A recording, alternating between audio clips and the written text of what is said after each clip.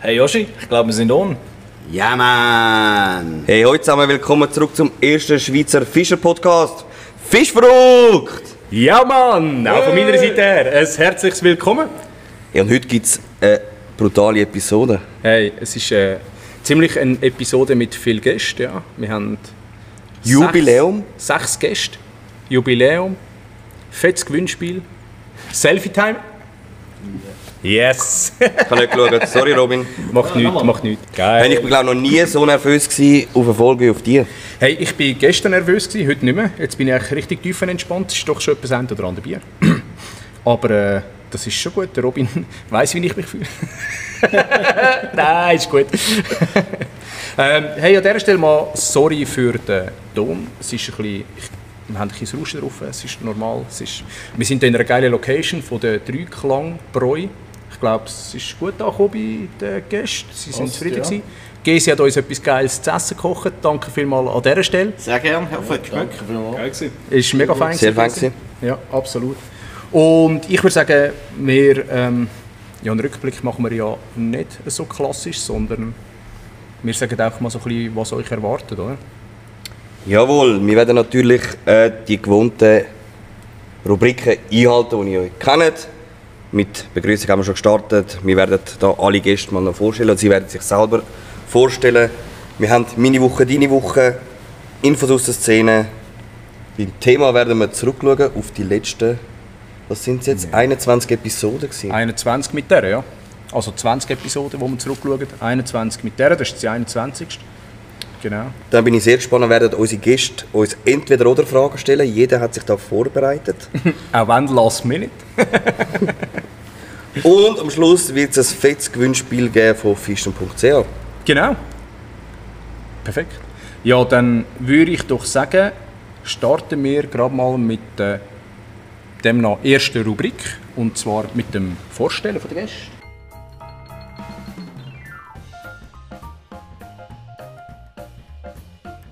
Aber es ist ein cooler Sound. Genau. Die anderen hören es nicht. Sie schauen alle so komisch Oli an, weil der Oli am Tanzen ist.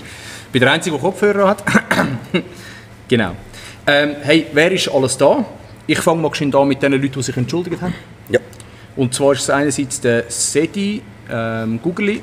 Er hat sich entschuldigt, weil bei seinem Rollstuhl die Achse gebrochen ist und in dem Rollstuhl, wo er jetzt aktuell vorübergehend ist, fühlt er sich nicht so wohl. Da haben wir gesagt, hey, easy, kein Thema, wenn du nicht kommst. Ist absolut in Ordnung. Dann der Kili lässt sich entschuldigen. Er ist recht auf den Felgen. Und durch das macht es auch nicht viel Sinn, wenn er im Podcast ist.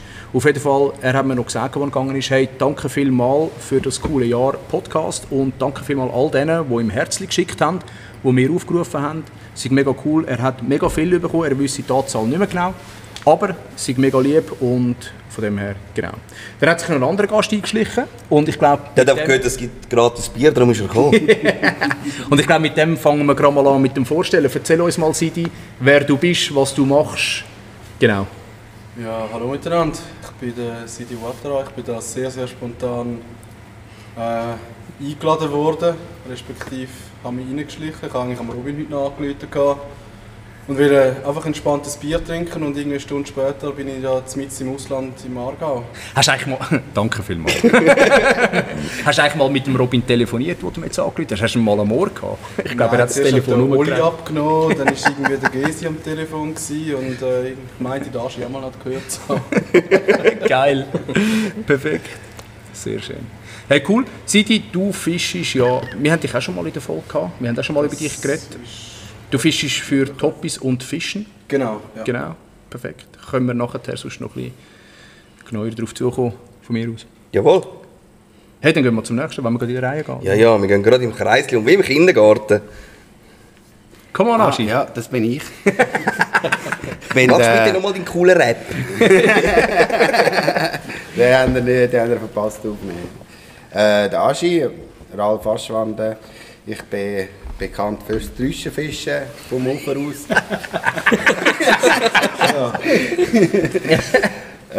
Ja, freut mich, bin ich eingeladen worden hier am Podcast. Meine Aufgabe ist, schauen, dass es eine Pause gibt. Und tschüss. Ja. Gut. Wer mich nicht kennt, lernt mich jetzt kennen. Gut. Perfekt. Danke vielmals, Aschi. Dann kommen wir zum nächsten, zum Marc. Gut, ich bin der Marc Schlecht, bin schon das zweite Mal da. Merci für die Einladung und wünsche euch weiterhin im neuen Jahr viel Erfolg mit eurem Podcast. Merci vielmals. Ja, so jetzt auch. Robin, auch zum zweiten Mal die Ehre. So wie der Marc, Mitbegründer von Topis, gleiche Bude wie der Siri ist, unser bester Pro-Staff, den wir haben. Einzig. Gut, das musst du aber jetzt auch der sagen. Beste. Hey, vielen Dank, dass ihr da seid. Vielen Dank für die Einladung. Sehr schön, merci vielmals. Ah, ich kann es hinbleiben. Kannst du einfach Das erzählen. ist nicht Oli. Hey, Siro, ich kenne mich noch von der letzten Episode, wo es über die Fischer-App gegangen ist. Ich bin Mitbegründer und Entwickler von der Fischer-App, die coolste App in der Schweiz für Fischer. Und ihr habt die natürlich alle abgeladen und ich freue mich auch, dass ich das zweite Mal da sein. Vielen Dank für die Einladung und mal schauen, was passiert heute. Wir haben von der letzten Episode noch recht viele Rückmeldungen bekommen von dir. Oder über dich, über die Fischer-App. Ich weiß nicht, ob du die Kommentare gelesen hast auf Spotify. Ich habe es teilweise gelesen, ja. Ah, sehr cool, super. Können wir ja dann sonst auch immer noch geschwind einen Abstecher machen. Unbedingt. Ja. Vielleicht gibt es das eine oder andere, das du erklären, begründen, was auch immer. Und wir haben noch ein Gewinnspiel zum Auslösen. Und wir haben noch ein Gewinnspiel zum Auslösen. Genau, perfekt. So, Der nächste und der letzte im Bund. Ja, ich heiße Gesi, ich bin Mitorganisator von der Schweizer Sportfischermesse, wo ich mit dem Ralf Wirtesohn zusammen hier organisiere. Und ja, ich freue mich auch, dass ich zum zweiten Mal auf dem Podcast dabei sein darf und dass ich da eine schöne Runde mit euch zusammen erleben darf. Scheiße, den Ralf habe ich vergessen abzumelden. Das stimmt, da wird er dir übel nehmen. Sorry Ralf, tut mir leid. Der Ralf kann auch nicht kommen, er hat da einen Grossauftrag und ist ja, sehr gut ausgelastet, wird er so. Das ist Ralf Ja, wird ich bin da. Ja, genau. Der richtige Ralf ist da. Der Wichtige. Genau, der Wichtige. Ah, excuse. Ja. excuse. Ralf Steffen, Genau. Stellvertreter. Perfekt. Hey Oli, willst du kurz sagen, was... das Programm haben wir eigentlich schon gesagt heute. haben wir schon gesagt. Genau, was erwartet er? Von dem her... Gehen wir in die zweite Rubrik. Meine Woche, deine Woche.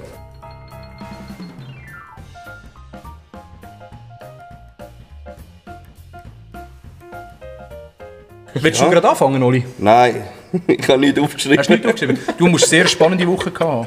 Gut, deine Woche wird wahrscheinlich rein um Babys gegangen sein. Richtig, und, ja. Meine Woche war Baby und Back to Work gewesen. Genau, perfekt. Hey, dann mache ich doch geschwind. Meine Woche ist eigentlich auch relativ kurz erzählt. Meine Woche ist Fischen am Zürichsee. Ich bin wieder mal scopen. Wieder einmal mehr am Abend. Das war gut. Ich habe mit dem Lamelli gefangen. Mit dem grossen Lamelli. Habe ich doch einen Meter her gehabt. Dann ist privater Sache ist noch ein Babybett gekommen, das wir aufgestellt haben.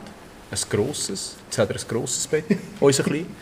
Aber ich sage, es war ein mega Pain. Ja, du kannst schon lachen. Du kannst schon lachen. Das war nicht von Ikea gewesen. Nein, es war nicht Ikea. Und ich sage das, jeder, der über die Ikea Aufbauanleitung flucht, der hat noch nie ein anderes Möbel aufgestellt als Ikea. Weil es ist Ikea, was das angeht, ist perfekt von der Anleitung. Ist 1:1 beschildert, alles andere ist mega Pain. Egal, und dann war natürlich Vorbereitung Jubiläum, wo wir jetzt ja, da sind. Und doch noch in letzter Minute die eine oder andere Änderung gegeben hat. Ja, Grill noch müssen organisieren. Komische Sachen, hä? Genau, perfekt. Ja, dann würde ich doch sagen, du hast nichts gesagt, gell? Doch, ich kann schon auch etwas. aha. Aber ich Ja, also. übergebe zuerst mal nach links. Also gut. Verdammt, da bin ich. Ja, also die Woche ist eigentlich im Bereich Fischerei bei mir gar nicht gegangen. Ich bin nicht zum Fischen gekommen, aber ich bin vor ein paar Tagen noch in Berlin gewesen, unter anderem mit dem Oli. Und wir haben dort ein bisschen genetzwerkt für unsere Messe hier in der Schweiz, für die Schweizer Sportfischermesse. Ja, und ich muss sagen, es war eine ausgezeichnete Messe gewesen, sehr breit aufbauen, Top-Aussteller. Ja, vielleicht nicht ganz so sympathisch wie unsere Messe hier in der schön überschaubaren Schweiz, aber hat Spass gemacht und ja, ich glaube, in 2 Jahren wird man dann das Resultat sehen von unserer Arbeit, jetzt, die wir in Berlin geleistet haben. Was kannst du spoilern für die Messe? Ja, für die Messe kann ich sagen, dass die Messe total ausverkauft ist, bis auf den letzten Quadratzentimeter. Wir haben ganz viele neue Aussteller, namhafte Aussteller, Neis zum Beispiel. Top. Dann haben wir Abu Garcia, Savage Gear, Berkeley, aber auch Topis hat natürlich einen eigenen Stand. Ist auch Premiere. Toppis hat einen eigenen Stand. Ja, also sie haben einen eigenen Verkaufsstand, aber über einen anderen Händler. Ist auch Premiere so. Ich glaube, da wird ein bisschen grösser als Zuschauer. Und ja, ich wollte jetzt da niemand mich vergessen haben, aber jetzt bin ich ein bisschen aus dem Konzept gekommen. Ja, auf jeden Fall, ihr könnt gerne auf unsere Homepage gehen, www.ssfm.ch. Dort haben wir alle Aussteller quasi schon angepriesen. Und am besten ist, ihr kommt einfach vorbei und macht euch selber ein Bild über die Messe. Und welche News sind noch nicht auf der Homepage? Gut, dann können wir dann vielleicht bei Infos aus den Szenen noch dazu. Das können wir gerne dort dann besprechen. Perfekt. Sehr schön. In dem Fall eine Woche ganz im Zeichen von der Messe. Genau. Wir haben natürlich noch andere aktuelle Themen die Woche gehabt, die Messe betrifft. Es gibt Änderungen. Ein Aussteller müssen wir sowieso ausgesetzt von der Liste nehmen, weil dort hat es Umstände gegeben, wo... Können wir bei Infos aus der Szene noch drauf? Ja, können wir dort dann besprechen. Genau. Ja, ich habe fertig. Gut. Danke, Gesi. Gerne. Siro? Gut, ja. Wir haben vorher festgestellt, dass da ein Haufen Fischer um den Tisch sitzen, aber wahrscheinlich die wenigsten Fischer sind. Das ist eigentlich ein bisschen peinlich. Ich bin selber auch nie am Wasser die letzten 2 Wochen. Darum meine neuesten Fischererrungenschaften könnt ihr im letzten Podcast hören. Gut, das ist ja noch nicht so lange her, wo du ja, eben siehst, das war ja erst vor 2 Wochen. Genau. Ja, sonst so im Kontext, der App haben wir weitergebaut, wie immer. Und Spinner machen, was mit Fischen zu tun hat. Einen Räucherofen bin ich gerade am Bauen, zum unter anderem Fisch räuchern. Hast du die einen oder anderen Änderungen schon einfließen lassen von den Kommentaren her? Oder hast du auch gar noch nicht gross darauf zugehen? Natürlich nicht. Wir haben ein paar kleine Sachen angepasst, die die Leute geschrieben haben. Vielen Dank übrigens fürs Feedback. Dass wir zum Beispiel irgendwo eine Anpassung gebraucht haben, bei Angelshops zum Beispiel. Dort haben wir gerade agiert. Und 2, 3 andere Inputs, die mich auch privat erreicht haben. Direkt umsetzen ist immer so eine Sache, weil wir sind beschäftigt, wir haben viel zu tun. Und eben mal schnell Änderungen in der App zu machen und das live pushen, das ist relativ ein hoher Aufwand. Darum kommt es dann gesammelt. Cool, sehr schön. Aber Feedback war super, freuen wir uns immer riesig. Wissen Sie. Perfekt. Danke vielmals. Robin? Ja, fischen hast du recht, Siro, ich bin nicht dazu gekommen. Come on, wie lange warst du in Holland? Korrekt, ja, aber das war nicht diese Woche. Ich bin jetzt eine Woche wieder retour. Es war bis gestern nicht ganz klar, ob ich da bin oder nicht, ob ich wieder auf Holland muss. Kann ich vielleicht gerade noch schnell leaken, wieso. Wir dürfen jetzt leaken, wieso. Geil! Ah, super! Aber diese Woche ist ja so ein bisschen, ja, die erste Freizeit jetzt. Es ist schön, mit uns Bier zu trinken in dieser Freizeit. Es war wieder 80-Stunden-Woche, lange Woche. Ein bisschen der Fokus auf... Sorry, geschwind, das sagt der mit dem Cola vor uns sitzt. Hey, ich habe das Bier von mir, das Cola ist weiter vorne. Ja, Mami, wenn das los ist, hörst du, ich trinke Cola. Nein, der Fokus ist diese Woche ein bisschen auf der neuen Product Compliance in der EU gelegen. Dort gibt es sehr, sehr grosse Änderungen, was Produkte anbelangt, wie sie aussehen müssen, wie sie beschriftet sein müssen, wie Risk Data Sheets aussehen, so Sachen. Dort ist der Fokus darauf gelegen. Auch auf neue Verpackungen für nächstes Jahr. Sachen, also es ist ja nicht nur immer das Produkt, sondern auch Verpackungen, die wir versuchen, komplett plastikfrei herzustellen. Ist nicht ganz so einfach, wenn man die Standardpackungen nimmt. Da haben wir es relativ hart vorangetrieben, vor allem meine Brüder, muss ich auch sagen. Dort ist der Fokus drauf gelegen und die Organisation eben von dem, wo wir gerade in Holland dran sind. Das sind Suzuki Fishing Games, das ist so ein bisschen das YPC von Holland, von der Benelux.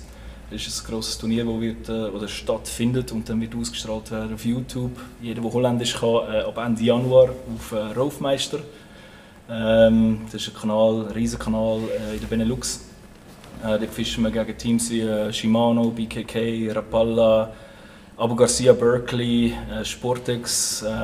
Und wir als Toppis dürfen ein Teil davon sein. Mega mega cool. Gegen Riesennamen wie wo ihr alle kennen, YPC kennen, Vinci Motorenweg und so. Also es ist wirklich crazy, macht mega Spass, ist aber auch sehr, sehr anstrengend. Ich kann ein Lied davon singen, der war mit mir unten am Trainieren. Läuft nicht immer so, wie man es wünscht.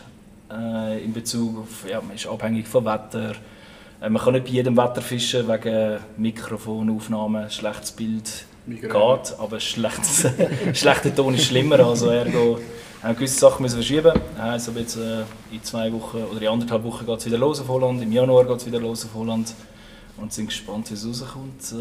Die ersten Tage waren grandios für uns. Ob wir gewonnen, verloren haben, das sieht man dann alles, aber es war ein mega cooles Erlebnis gewesen. Und da liegt ein bisschen der Fokus drauf. Anstrengend, aber mega spannend, intensive Zeit. Ja. Cool, sehr schön. Danke. So viel zu einer Minute. Ja, kannst du nicht. Sorry. Kann man schnell auf die Uhr schauen, by the way, aber ja. Robin zahlt eine Runde. Der Robin hat ins Bier geschaut, statt in meine Augen. Ja, ich war Samstag, Sonntag auf dem See wieder mal einmal. Ich habe noch einen Kollegen mitgenommen, ist eher ein bisschen Anfänger. Du weißt, was es gehört, gell? Er weiss, dass ich gut bin. Nein, aber es war lustig. Wir haben ein bisschen vertikal auf Hecht probiert. Hat ein bisschen ein Achsenproblem gehabt, nicht ganz Zieltreffgenauigkeit hat er nicht hergebracht. Aber ich habe ihm da Angst meine Route übergeben. Hat er ein bisschen drillen. Und am Nachmittag ist es dann weitergegangen, haben wir Egli gesucht, haben wir die angefischt, dort noch ein bisschen Sachen gezeigt. Das war dann lustig. Er hat dann zuerst gefunden, so die erste Stunde, ja, ich habe selber Köder, ja, ich probiere es. Ich habe fast bei jedem Wurf einen Fisch gehabt.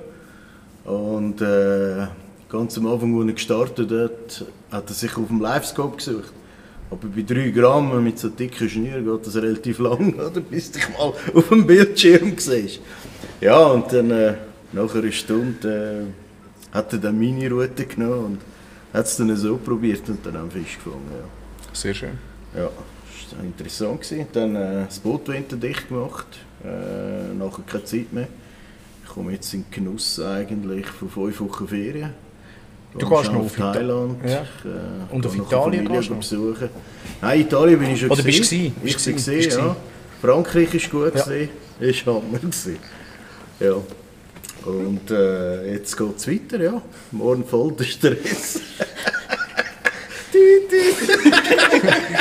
Was ist? Alles gut. Das passt. Nicht passiert. Das ist immer lustig.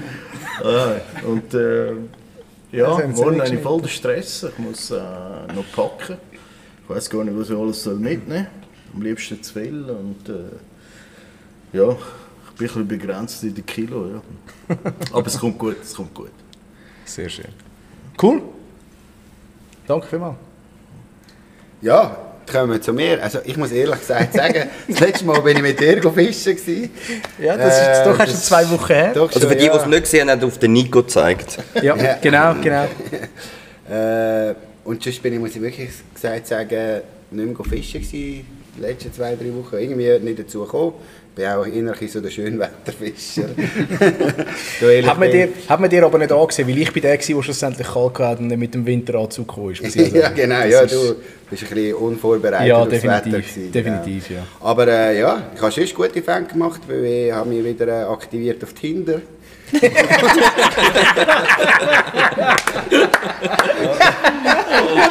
er nicht gesagt. Aber das ist so geil. Er mein Grinder. Nein, und hat dort auch ein paar Matches gehabt, gute Matches.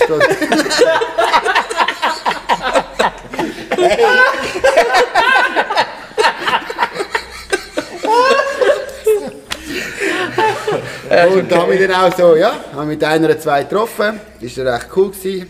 Eine war sogar eine Fischerin gewesen. Und mit der habe ich jetzt wieder abgemacht. Also freue ich mich drauf. Peterli? Nein, ich darf eben nicht sagen, wie sie heisst. Sie ist noch verheiratet. Passiert am besten. Aber ja. Was soll jetzt passiert? Ja. Aber auch ich freue mich jetzt noch 2 Wochen arbeiten. Und dann denke ich, habe ich 2 Wochen Ferien auch. Und gehe dann mit dem Geier wieder auf meinen Wintertrip. Machen wir immer so zwischen der Weihnachten und Neujahr, vom 26. bis 1. 2. Januar. Das haben wir jetzt die letzten Jahre immer so gemacht. Wir sind schon fast in ganz Europa umeinander gekommen. Und diesmal gehen wir Norddeutschland, wo wir ein paar Leute treffen, auch aus der Szene, und mit jedem einen Tag fischen. Und freue mich fast mehr als auf die Weihnachten. Gut, danke vielmals, Laschi. Und weiterhin viel Erfolg mit dem Tinder. Ja. Sidi? Ja, also meine letzte Woche war nicht halb so erfolgreich und turbulent wie Maschi seine. Dafür war die vorletzte relativ cool. Wie der Robin schon erwähnt hat, ist mal wieder Holland auf dem Programm gestanden. Recht ein cooles Training gehabt, sehr intensives Training. Sowohl körperlich als auch emotionales Auf und Ab gewesen, aber mega geile Fische können fangen. Heimgekommen, einen Tag lang gearbeitet und dann ist schon das nächste Highlight gekommen, dass wir das letzte Mal zum Motorkonzert gegangen sind, das in der Schweiz stattfindet. Das Wochenende ist jetzt nochmal eins in Berlin. Das war echt cool. Ja, viel mehr gibt es eigentlich nicht zu sagen zu meiner Woche. Ich habe mein Auto wieder. Ja, es läuft wieder, es fährt wieder, jetzt braucht es noch Winterpneu. Hauptsache es fährt, komm. Genau, ja, das wäre es eigentlich zu meinen Gell, Nico? 2 Wochen. Kennst du nicht immer. Robin, pssst. Cool, sehr schön. Oli, willst du noch deine Woche erzählen, oder? Oh ja, ich muss ja auch noch etwas erzählen. Nein, musst nicht, kannst sie ja vorenthalten. Okay, gut, sage ich nicht. Also gut. Dann ja, würde ich sagen, gehen wir bereits schon in die nächste Rubrik. Infos aus der Szene.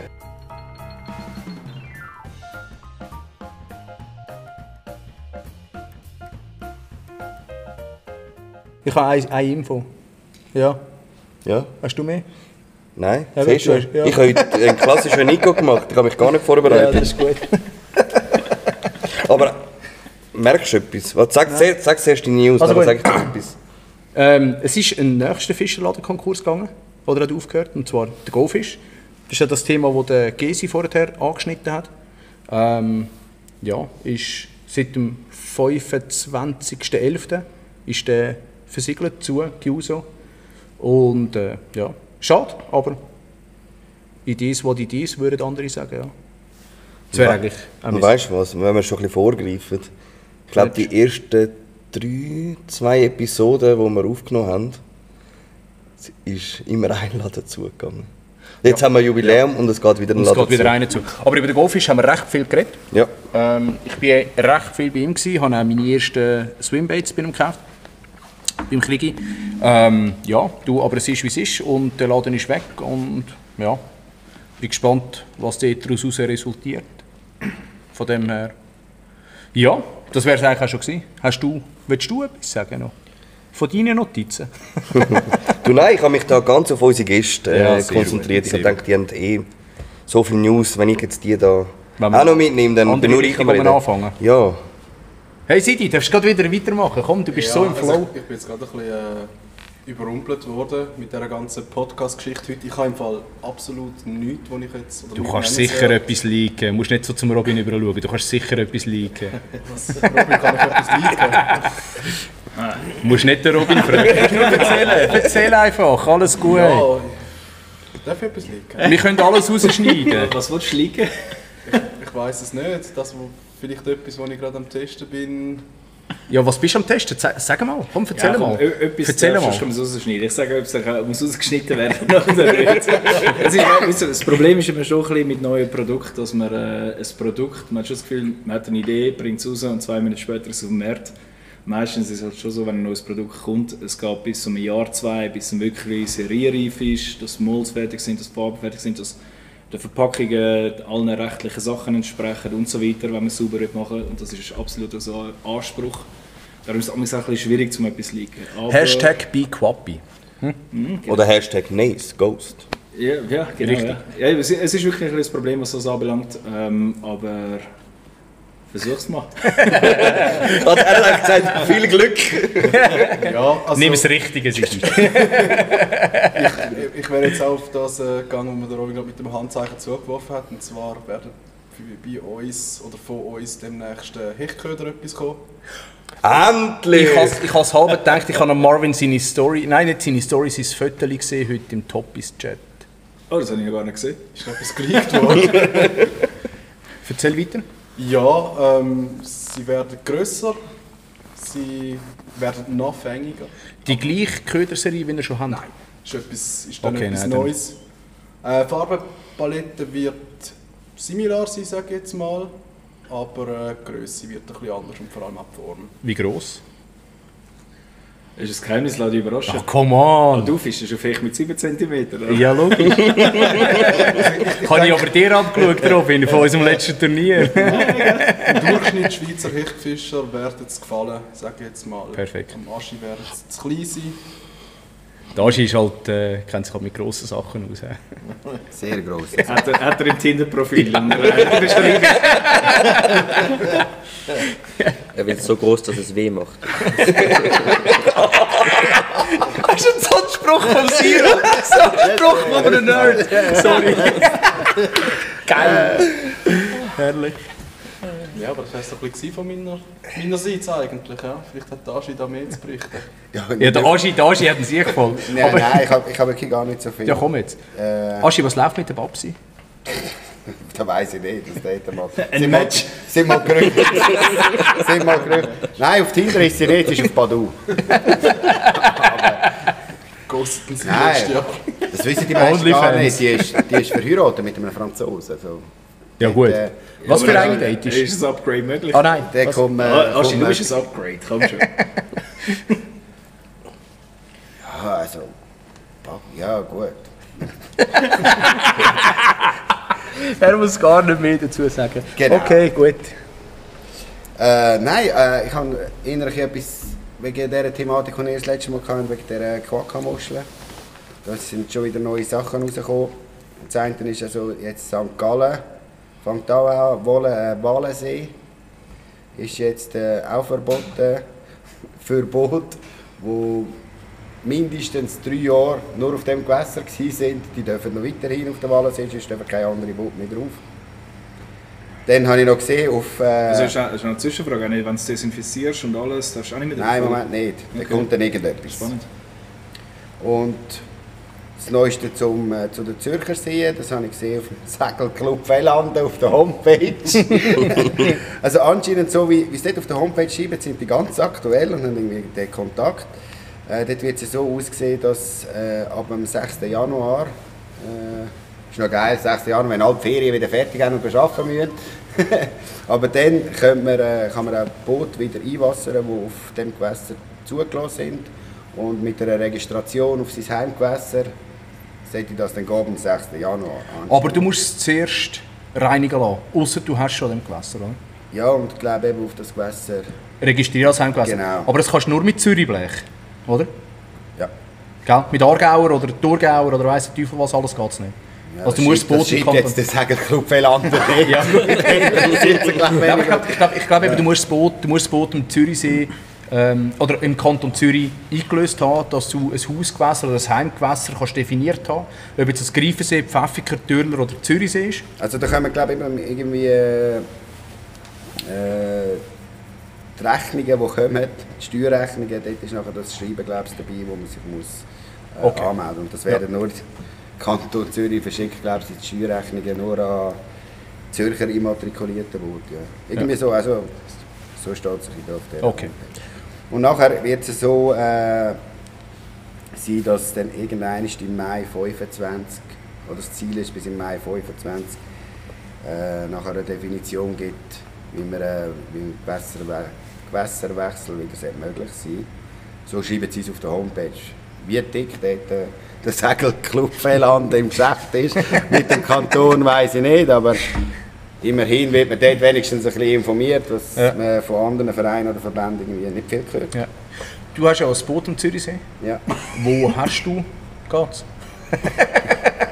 Wie bitte? Wo hast du... Du hast ja dein Boot nur saisonal am Zürichsee, oder? Nein, ich habe einen Festplatz. Du hast einen Fixplatz dort? Ja. Aber du ziehst es ab? Grundsätzlich bis jetzt schon, oder? Wenn wir natürlich irgendwie auf Holland gegangen sind oder so, dann haben wir das Boot rausgenommen und sind auf Holland gefahren. Im Moment müssen wir ein bisschen schauen. Ich hoffe, dass es geht bis Mai, dass wir wenigstens mit unserem Boot ab dort durch gehen können. Wenn nicht, hat der Fischen.ch noch ein Boot, dann nehme ich das. Okay. Und ja, wird dann funktionieren. Ist aber halt immer besser, wenn man sein eigenes Ding hat. Und, Ja. ja. Sofern der Geber funktioniert. Sorry. Geber habe ich Igelnagel neu. Ah, gut, okay, gut. So. bisschen lang gegangen mit dieser Garantiegeschichte bei Garmin. Ja, okay. Und sonst habe ich eigentlich nicht mehr viel. Ja, doch das eine noch, der Dani Odermatt.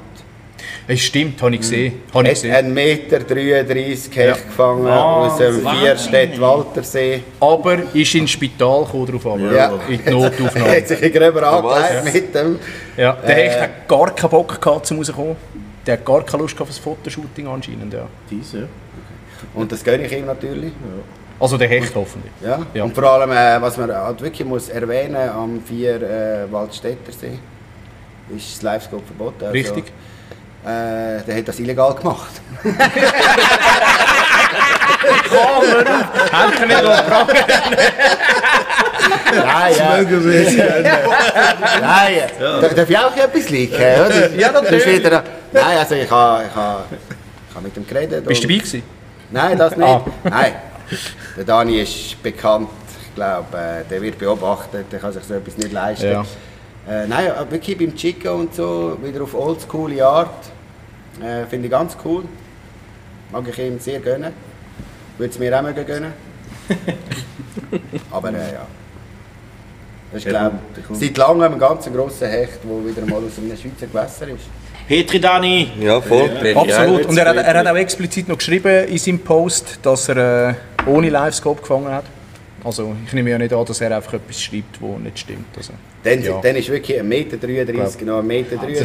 Das ist wirklich heavy. Wir haben bei uns die Regeln, bei uns gibt es so die Regeln mit dem Livescope 20 cm abziehen, der Nacht 20 cm abziehen. Livescope und Nacht gibt es gesamthaft 40 cm. Also ja, 1,33 Meter. Das ist fett, ist wirklich fett. Ja. Also wir Grob. zählen jetzt nur Fettes Petri, Dani, ja. Absolut. Zum Glück, wenn du mit Livescope sonst müsstest du jetzt zurückrechnen, gell? Matti war früher ein Glücksspiel. Ja. Glücksspiele sind verboten. Gut, perfekt. Ja, bei uns sieht es so aus am See. Wir haben dieses Jahr noch Livebait fischen, also Lebendköder. Das ist noch gegangen am See. Also Marc, sorry, wenn du sagst, bei uns oder bei euch, dann ist es der Murtensee, der gell? Murtensee, Einfach so für die Zuhörer, die die Episode mit dem Marc nicht gehört haben. Der Marc ist viel am Murtensee unterwegs. Und das wollen sie jetzt aufheben auf 2025. Ob das gut ist oder nicht, sei dahingestellt. Ich habe das eine tolle Fischerei gefunden. Wie oft hast du mit Livebait gefischt? 50-50. Ja. Also, wenn es den nicht genommen haben, habe ich den Wurm runtergehört. Das ist relativ einfach. Also entweder Livebait oder Wurm, he? Ja, also meistens, ja. Aber Vertikalcheck funktioniert auch. Eben, ich bin schon länger am Testen, weil ja, es war klar, dass es irgendwann mal kommt. Oder? Aber eben, darum ist es eigentlich für mich nicht unbedingt eine schlechte Sache. Ich weiss, dass ich es auf andere Art auch fangen kann. Und dort bin ich auch schon länger am Testen. Mit gewissen Ködern, aber eben, das bleibt auch geheim. Sag ich jetzt einmal. Quagga-Muschel am Zapfen. Ja, genau. Ja. Und also, nicht nur eine, es müssen mehrere sein. Und nur die Weibli, gell? Pro Schenkel 3 habe ich gehört. Genau. Okay. In Knoblauchöl. Und Kräuterbutter natürlich. Also ich finde es gut, es ist auch dort Livebait verboten worden. Ja, gell? Livebait ist ja nicht mehr überall. Also ist eine Minderheit, die noch Livebait erlebt. Ich glaube, bei uns oder uns. Bremgarten ist noch erlaubt in den Altwasser, also in den Weihern. Ja. Ansonsten, glaube ich, ziemlich... Es ist ganz wenig, ja. Also es ist vor allem so ein bisschen West- und Südschweiz ist es etwa die mal als Gewässer, wo du darfst. Und ich gebe ja auch einen Saunakurs. Ja. Und immer, egal wem du das erzählst, niemand glaubt dir, dass es in der Schweiz Gewässer gibt, wo das erlaubt ist. Ja, glaube ich, ja. Das ist wirklich interessant. Ja. Okay. Ja. Also es Aber es ist doch eine schöne Fischerei. Also es ist mit Livebait? Ja. Es ist ein Fehl am Platz von mir, jetzt da irgendwie den Moralapostel spielen. Ich meine, als ich irgendwie 12 war, war das ganz normal gewesen. Und jeder hat mit Livebait gefischt, dann auch ich gefischt. Bei uns an der Limmat, also ist es Standard gewesen. Ich muss einfach sagen, es ist natürlich für irgendwie jeden anderen, der von außen noch reinschaut und nicht fischt, ist es ist die Quellerei. überhaupt nicht nachvollziehbar. Ja. grundsätzlich eben, wo fängt man an? Also, Wurm ist auch Live-Bait. Richtig, ja, richtig. Aber gell, viele können halt noch den Abstecher machen und sagen, hey, der Wurm, ein Einzeller hat kein Gefühl. Kein Einzeller, aber ja. Ja, aber er wird als Einzeller angeschaut. Ja, ich bin auch ein Einzeller und habe Gefühl. Richtig. Du bist auch ein Wurm, ja. Nein, es ist schon die Abstufung von Tieren, oder? Ich meine, es ist Insekten, ja, auch... richtig, Also auch Maden. Alle im Prinzip können sie ja tiefer werten als ein Fisch. Genau. Säugetiere nachher wieder höher als Fisch. Das Ja. ist irgendwie so eine Moralabstufung. Ja. Habe ich auch das Gefühl, ja. Und, also ich muss auch sagen, ich finde es auch gut. Ich finde auch die Livebait-Fischerei, eben, bei uns ist sie auch noch erlaubt. Ich habe sie in den Anfangsjahren mal gemacht, weil es dann einfach gesagt hat, ja, fängst viel mehr mit Livebait. Und ich muss sagen, ja, okay, also... Nein, das stimmt nicht unbedingt. Ich finde es dann einfach schade, wenn du einen Fisch anhängst, auch wenn du ihn durchs Nasenloch anhängst, wie es bei uns erlaubt ist. Nachher fängst du nichts, ziehst den Haken raus, lässt ihn wieder frei und sagst, ja, okay, ja. Also was man muss sagen, früher hat es gar keine anderen Möglichkeiten gegeben, fast, um einen guten Hecht zu fangen. Also es hat ein Livebait gegeben und jetzt Kneubühlerlöffel gegeben. Nee. Irgendwann sind dann mal Copito Gummifisch gekommen, das sind so die ersten Gummifische gewesen. Niemand wusste, wie man mit denen fischt. Dass man einen Jighocken braucht. Ich glaube, der Gummifisch war noch vor dem Jighocken da. Und heute haben wir so viele Möglichkeiten irgendwie, mit Ködern, die wirklich realistisch aussehen. Vom Swimbait zum Jerk. Also, Ja, und vor allem auch mit den Arten, ob jetzt das ein Hardbait, ein klassischer Jerk ist, wie man ihn kennt, oder ob es eine Maus ist, oder ob es ein Softbait ist, wo man einfach ein Paddletail so irgendwie oder mit dem Paddletail führt oder was auch immer. Also. Ja gut, ich schaue es eben noch ein bisschen von einer anderen Sicht an, oder? Ich sage jetzt auch die Welsfischerei oder auch für Hecht, oder? Ich sage, je nach Köder, wieso muss ein Fisch am Schluss sterben, oder? Nur damit du einen Haken anhängen. Oder? Das ist eben die andere Seite. Ja natürlich, aber dafür ist er schmerzfrei nach einem kurzen Moment, oder? Oder schmerzfrei. Er ist nicht lebendig aufgespießt. Ich meine, lebendig aufspießen. Gut, ist auch die Frage, ob das jetzt richtig Diskussion ist natürlich jetzt so. Ja, ich finde einfach, ein lebendiger Fisch so aufspießen, sei das am Rücken, sei das an der Nase oder was auch immer. Ja, das Gesetz einfach als Köder zu verwenden nachher. So das Gesetz schreibt natürlich dann im Prinzip, dass du den Fisch nicht einschränken sollst, oder? Das steht eben auch. Ja. Also nicht nur Schmerzen, sondern in seiner Bewegung oder was auch immer. Oder? Das ist eben auch geschrieben. Ja. Und eben gewisse Sachen liegt es halt vielleicht an dem, wie man es schreibt. Oder es steht auch, in der Maulregion darfst du anhängen. Oder? Ja. Und da gibt es halt einfach viele, eben durch den Knochen durch oder den Knorpel. Und wenn du durchs Nasenloch gehst, das will auch geübt sein. Oder? Aber das ist meistens nur ein Säutchen. Ja. Und ich weiss aus eigener Erfahrung, dass ich früher viel Fisch wieder heimgenommen habe. Und die haben tadellos gelebt. Ja. Gut, eben andere lassen sich ja freiwillig durchs Nasenloch stechen. Genau. So. Sidi. Gut. Okay, cool. Das ist noch die Frage, ob ein Fisch Nippel hat. Oder andere Organe, die man piercen kann. Aber es ist ja gleich. Wir gehen nicht so tief. Robin, willst du vom Thema wegkommen? Ja, ich habe mir jetzt gerade Arsch vorgestellt, wo er überhaupt pierced ist. Niemand Magneto. Wir können nachher im Off mal fragen, wie die vom Tinder heisst, dann können wir sie mal fragen. Also, ja, mein Fokus ist meistens nicht direkt auf den Fischen, sondern in der Industrie. Darum ist auch die Infos aus der Szene dort drauf. Es sind jetzt relativ viele Zahlen rausgekommen, wie so die Fisch- oder Sportfischereiindustrie allgemein performt. Das ist teilweise schon ein bisschen erschreckend. Das ist also ein Hobby. Hobby ist dort, wo Geld fehlt, Mieten steigen, Krankenkassen steigen, ergo geht das Hobbygeld weg. Und ich glaube, das merkt man in der Branche relativ hart. Wenn man jetzt Pure Fishing anschaut, das sind offizielle Zahlen, wo es 750 Millionen verschuldet. Also Schulden drauf heisst nicht verschuldet, aber 750 Millionen Schulden drauf. Das ist ja, je nachdem, wie man es anschaut, mit Investoren und so weiter, das ist nicht einfach, heisst Schulden. Ich kann gar nicht negativ reden darüber. Aber es ist doch ein krasses Bild, gerade was Europa anbelangt, was da die Verkäufer gegangen sind. Und was ich schade gefunden habe, aber das ist halt ein betriebswirtschaftliches Thema, ist die letzte Fabrik von Abu Garcia, wo meines Wissens, sagen wir es mal so, die letzte Fabrik von Abu Garcia, wo man von 70 auf, glaube ich, 28 oder 38 Mitarbeiter reduziert hat. Also doch nochmal relativ hart reduziert. Ergo heisst das, es wird, es geht raus, geht in andere Länder produzieren, wo auch oft gar nicht mehr anders möglich ist, weil das Geld nicht mehr nur ist auch vom Endkunden. Also schlussendlich geht es ja immer der Fokus darauf, was der Endkunde zahlen.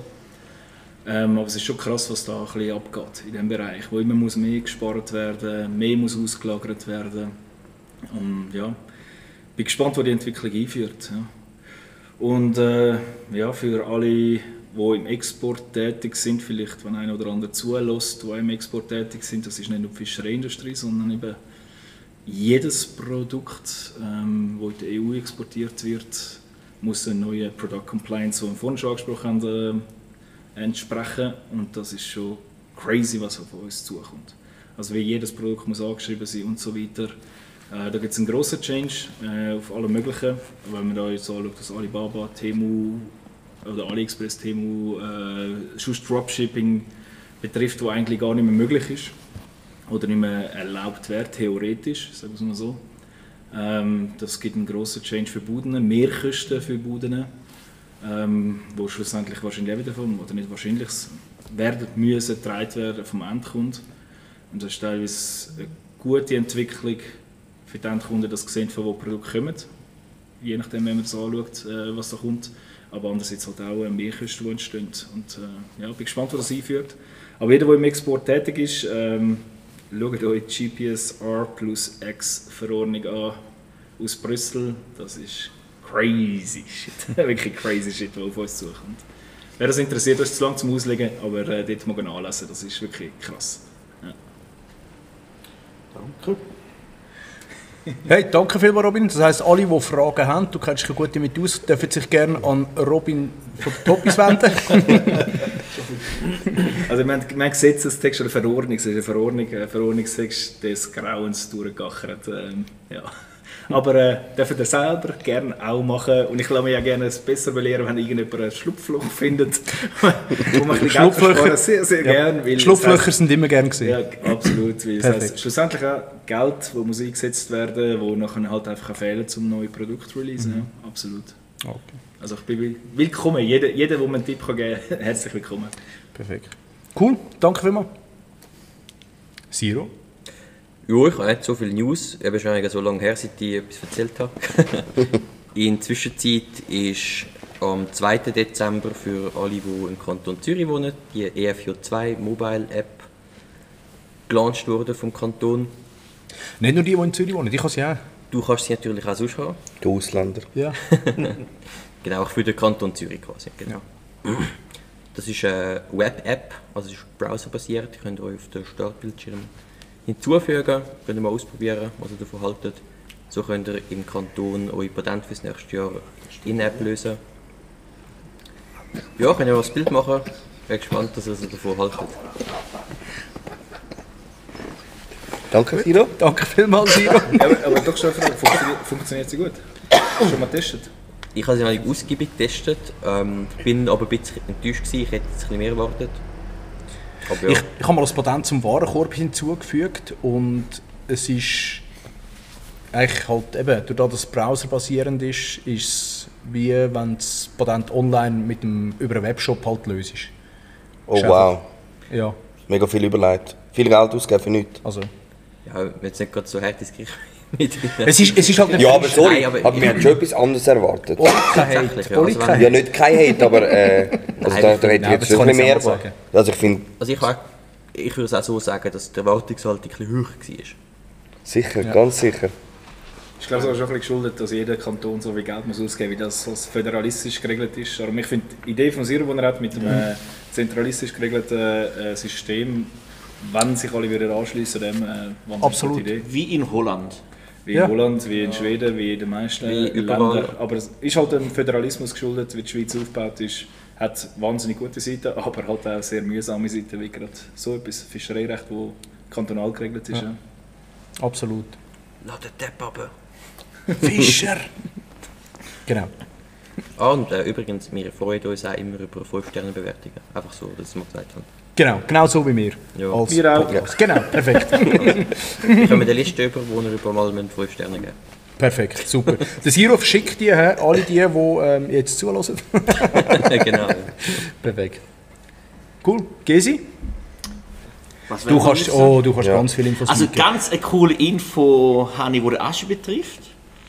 An der Schweizer Sportfischermesse wird damals der Asche dabei sein. Karneval ist Geschichte. Und zwar in einer Nein, ganz Karneval ist speziellen... nicht Geschichte. Ich bin am Karneval schon, das ist einfach später. Aber später. Ja. Jetzt hast du Prioritäten gesetzt, das gefällt mir. Auf jeden Fall wird er an der Messe an einem ganz populären Stand mithelfen. Mit ganz populären Leuten. Darf ich den Namen sagen? Wieso weißt du das? Von wo weißt du das? Ja, ich kenne auch 1, 2 Leute. Hast du mir vorher zusammen zu Nacht gegessen? Nein, am Wochenende hat man das Vögeli in Berlin zwitschert, dass er am Nähstand wird mithelfen, zusammen mit dem Sebastian Binappel und mit dem Basti Bischof wird er den Nähstand betreiben, weil es irrsinnig freut. Und es ist eine riesige Ehre für unsere Messe. Aber ich habe dann das fischen.ch-Käppli an. Unbedingt. Und sorry, geschwind. Ja, genau. Kommst du einen neuen über? Der Basti Bischof, das ist der mit der Sonnencreme an der Hand, oder? Ja. Das ist, Gut. Einfach so, das ist ein Insider für die es nicht gesehen haben. Geht auf dem Agi sein Profil, go Drills anschauen, es gibt dort... Nein, er hat mir gesagt, du kommst ein paar Turnschuhe über, habe ich gesagt, okay, mach ich's. So einfach wäre das gewesen. Scheiße. Ich habe da so lange gewartet auf die scheiß Schuhe. Hast du jetzt wenigstens auch? Natürlich nicht. Nein, nicht einmal jetzt. Die Nein. wären dann bequem. Sie hat irgendeinen nicht einmal in Berlin hat er sie angehabt. Nein. Ja, das ist klar. Aber nicht einmal der Dustin hat es angehabt. Doch. Wirklich, sind das nicht Ja. Schuhe gewesen? Die Schuhe, die weißgrauen? Nein, er hat es am Freitag nicht angehabt. Eben, Aber am dort, Samstag. wo du das Foto mit gemacht hast, hast du es nicht mal angehabt? Nein. Wow, die Schuhe müssen super bequem sein. Er war auch mehr interessiert an meiner Tochter als an mir. Ja, gut verständlich. Schau dir dort, was die für Schuhe anhaben. Ja, nein, aber wenn einer schon Schuhe auf den Markt bringt von der Angelszene, gibt es sonst irgendwie jemanden, der Schuhe hat? Ja, Von der Fischerei? Wer? ich glaube bei der Nash, die haben glaube ich auch. Ja gut, das ist ein... Ja, Raubfisch. das ist Fischerei. ja Patagonia, Ja, okay, Sims. Patagonia. Ja, aber die möchten keine Köder. Aber Wattschuhe. Patagonia... Le Jamo. Aber so von Rapala zum Beispiel oder von, keine Ahnung, Shimano gibt es keine Schuhe. Solltest du so Shimano High Heels haben, oder was? Ja, Axe. Aber du hast in dem Fall schon, oder? Ja. Sind sie gut? Ja, es ist nur Ja, bequem. fragen, er hat es auch. Ja, man Nein, muss- sie sind so, ganz ehrlich, ich habe sie gar nicht gesehen. Also, Was hast du die jetzt an? Nein. Nein, ich kann es nicht an. Eben. Soll ich es an die Messe anlegen, dass ihr sie alle gesehen dann, Unbedingt. aber für mich erklärt sich jetzt schon einiges, dass er einen Nace-Pulli hat. Ja, das Ja, habe ich mich auch absolut, für mich im gefragt. Fall Ja. auch. Für mich auch. Ja. Aber er- sogar Nace-Söcke hat er an. Aber er hat wenigstens Ja, aber Unschuhe, wie ein Gibt's Schweizer. auch von Stucki. Gibt's Ja. auch so. Die haben sie sogar bekommen, glaubst du, oder? Ja, die haben wir immer bekommen. Ja. Aber ich kann es nicht mal an, ich kann sogar Hechtsöcken an. Ja. Ja, die habe ich auch. Wirklich? Ja. Roni, wenn du das hörst, die würde ich vielleicht sogar mal anlegen. Vielleicht. Die sind verlost worden, Ich Robin. finde es übrigens. geil, dass sie Die so sind- etwas gemacht haben. Ja. Also ganz ehrlich. Mega, ja. Wer macht schon Söcken, außer Neis? Toppis und bringt es nicht raus. Ja, stimmt. Wir haben Söcke, wir haben Trainer raus und alles, aber es ist alles Du hast gar intern. nichts geleakt. Nein, Trainerhose haben wir auch. Ja, Trainer aus intern. Robin, du ja. hast gar nichts geleakt von den Produkten eigentlich. Ja, Sorry, aber- wenn ich da am Ja, Gesi alles gut. Ja, allerdings, wir haben einen String rausgebracht, aber wir haben nur einen Prototyp und da sind die momentan Probe dran. Das Logo ist klein, nicht so viel Platz kann zum Drucken. Der Hechtkopf ist irgendwo drauf, der verraten wohl. Und du siehst aber nur 2P. Nein, es kommt wirklich, wir sind Vollgas Das kommt dran. wirklich ein String. Nein, also es kommt wirklich auch nächstes Jahr, eben, das ist einerseits ein grosser Bait, den er gesagt hat, aber es kommen dann auch andere Sachen raus und ich glaube es auch Sachen, die niemand wirklich erwartet hat, so, wo wir jetzt 2 Jahre lang wirklich Know-how aufgebaut haben und bin gespannt, wie es ankommt. Also, Ja, mega cool. Produktionen. Also ihr habt, wirklich ihr habt, mega ihr habt ja Produktionen. Jigs, ihr habt Softbaits. Im Terminal Tackle eigentlich so ziemlich alles, von Bullet, Jebus, Das heisst- Fast Sinker. Das heisst, was kommt dann? Kommt eine neue Rubrik raus? Also neue... Es kommt eine neue Sparte, Rubrik, wenn du so willst neue sagen. Rubrik raus, ja. Und uns ist immer so ein Anliegen, wir wollen nicht labeln, was so ein bisschen Standard ist in dieser Branche. Wir sind in der Fabrik, machen das Grossteil Prototyping selber. Wir haben eben das Vorteil, dass mein Bruder eigentlich alles kann zeichnen im CAD. Ich bin ein bisschen Löli, der geht fischen, aber er ist so ein Genie dahinter. Grossartiges Zeug, das er gemacht hat. X Prototypen, die wir jetzt auch intern besprochen haben, wie, wo, was soll das Ganze aussehen. Wir besprechen das immer im Team. Jeder, ob es jetzt der Siri ist, der Marvin Zollend, unser Mitarbeiter, auch der Mitch auch immer noch. der nicht mehr offiziell als Verkäufer tätig ist, aber immer noch tief drin ist, der Jörg Schreiber, der als Produktinvestor drin ist. Also tun wir es eigentlich schon immer noch sehr intern anschauen, wie, wo, was. Darum haben auch alle NDAs unterschrieben. Nein, niemand, aber sind alle wenigstens ehrlich und plappern nicht aus. Oder fair. Aber da kommt eine neue Rubrik, ja. Sehr cool. Man könnte sie dann wieder bei mir Probefischen. Also Fischerroute haben wir ja schon. Ja, Fischerroute haben. Also mein Bruder hat an dieser mega Freude, sage ich, die beste, die er je gehabt hat. Danke. Also, ich hätte sie auch eine kaufen. Ja, ganz ehrlich, weißt du, wir hätten schon über Bezahlungen so reden, aber du bist jetzt bei Neis. Das Jetzt ist es gelaufen, Aschi. Also, hey, mach jetzt das. Nein, der Aschi ist Fischen. Also nimm mich wieder Wunder, was du für ein Telefon von Berlin bekommen hast. Ich habe Telefon von Ort. Du bist Basti. Nein, schau jetzt. Du bist gelabelt jetzt. Ja, nein, sie brauchen einfach einen, der die Sympathie noch bringt. Dann haben sie Darum hast du jetzt schon Jetzt haben sie keinen gefunden. Nein. Es ist ja zusammen mit Fischen.ch am Stand und so. Ja, und ich mega helfe geil. einfach ihnen. Ich helfe einfach ihnen ein bisschen, aber ich bin Fischen.ch. Sie haben jemanden gebraucht mit schweizerdeutschem Akzent. Genau. Genau. Das ist ja, der eine wird gemobbt, weil er einfach ins Wasser hinten nachher kommt. Das Reel müsst ihr euch unbedingt geben. Das ist ganz Und das findet ihr immer auf dem Profil von Maschi. Das ist so gut. Das ist so gut. Und der andere, weil ich kein Schweizerdeutsch kann, und darum ist jetzt so gefunden, wäre noch sympathisch, wenn noch ein Sympathieträger rum wäre. Das ist geil, ganz ehrlich. Jeder hat seine Kernkompetenzen. Der eine kann springen, der andere kann reden, der andere kann... Ja, es ist doch Schauen wir dann. ab und zu wird zu viel gehatet und weiss nicht was alles. Es ist überhaupt nicht nötig. Es ist so, ich finde das mega geil, dass die Branche so divers ist und dass es so dermaßen viele verschiedene Sachen gibt. Gerade Neis, ich glaube, sie sind der Brand, wo es aus meiner Sicht das geilste Konzept herausgebracht hat. Das geilste Marketing. Wo wirklich das geilste Marketing. Also da hat, Budget fürs Marketing. ja, Gut, sicher, das Budget ist immer eine Frage von dem ganzen Ding. Ja. Aber ich muss sagen, hey, sie haben es mega geil gemacht. Ja, Richtig ja. geil. Aber ich freue mich auch auf alle anderen Brands. Ich freue mich vor allem, muss ich auch ganz ehrlich sagen, auf Captain Greenfin. Wenn man ehrlich ist, eigentlich die grösste Konkurrenz von unseren nachhaltigen Fischen. Aber so gute Dudes und ich glaube, sie haben jetzt Angelo Berlin jetzt schon etwas gezeigt, was jetzt wird kommen und in welche Richtung das wird gehen. Und sie sponsern auch die One Lure Challenge. Genau, ja. Also ich bin da mega gespannt drauf, was da kommt. Und wenn ich es jemandem mag gönnen, mag ich es denen gönnen. Und ich glaube, das ist schon die Zukunft Ja, der mehr Fischerei. gibt es ja nicht mit nachhaltiger Fischerei. Ja, die meisten ist halt schon ein bisschen, was kannst du jetzt verkaufen und Ja. gewisse Brands schauen darauf, was ist die Zukunft. Ja. Und Ich ich find's finde ja mega geil, die Philosophie, die sie vertreten. Und da freue ich mich auch mega drauf. Aber so divers wie es ist, was alles gibt, es hat alles Daseinsberechtigung. Und das macht die Fischereibranche so dermaßen spannend. Ja. Also ich finde es ja cool, eben gerade jetzt da Captain Greenfield mit dieser One Lure Challenge. Also was kannst du als nachhaltiges Fischen mehr machen als One Lure Challenge? Also Ja, das ist schon so. ein Köder und es langt und das geht. Und Das funktioniert, ja, definitiv. apropos die One Lure Challenge, es wäre nachher eigentlich noch ganz eine coole Runde, wenn so jeder schnell würde seinen One Lure durchgeben, mit welchem Lure würde er fischen. Und vor allem auf welchen Fisch, weil du hast eigentlich in diesen 3 Tagen hast du 3 Köder zu gut, 3 verschiedene. Einen für Hecht, einen für Egli und einen für Zander. Ja. Also wäre nachher mal interessant, Ja, vor allem können wir hören, machen, ja, was können wir sein einbringen. persönlicher Ja. One Lure wäre. Aber ich glaube, der Gesi hat noch viel mehr News von Berlin. Ich würde auch sagen, ich glaube, wir lassen zuerst den Gysi noch ausreden. Ja. Was er alles kann liegen, bitte lieg alles. Nein, so spruchreif ist eigentlich wenig. Also, was ich kann sagen ist, ich habe ganz gute Gespräche geführt mit Shimano. Shimano ist einer der Leuchttürme, die wir an der Schweizer Sportfischermesse haben. Und dort sind wir schon seit Jahren am Schaben. Und ich habe das Gefühl, dieses Jahr haben wir ein bisschen den Zugang gefunden und haben ihnen ein gutes Angebot machen. Und ich bin gespannt, was jetzt da für das 26 wird möglich sein.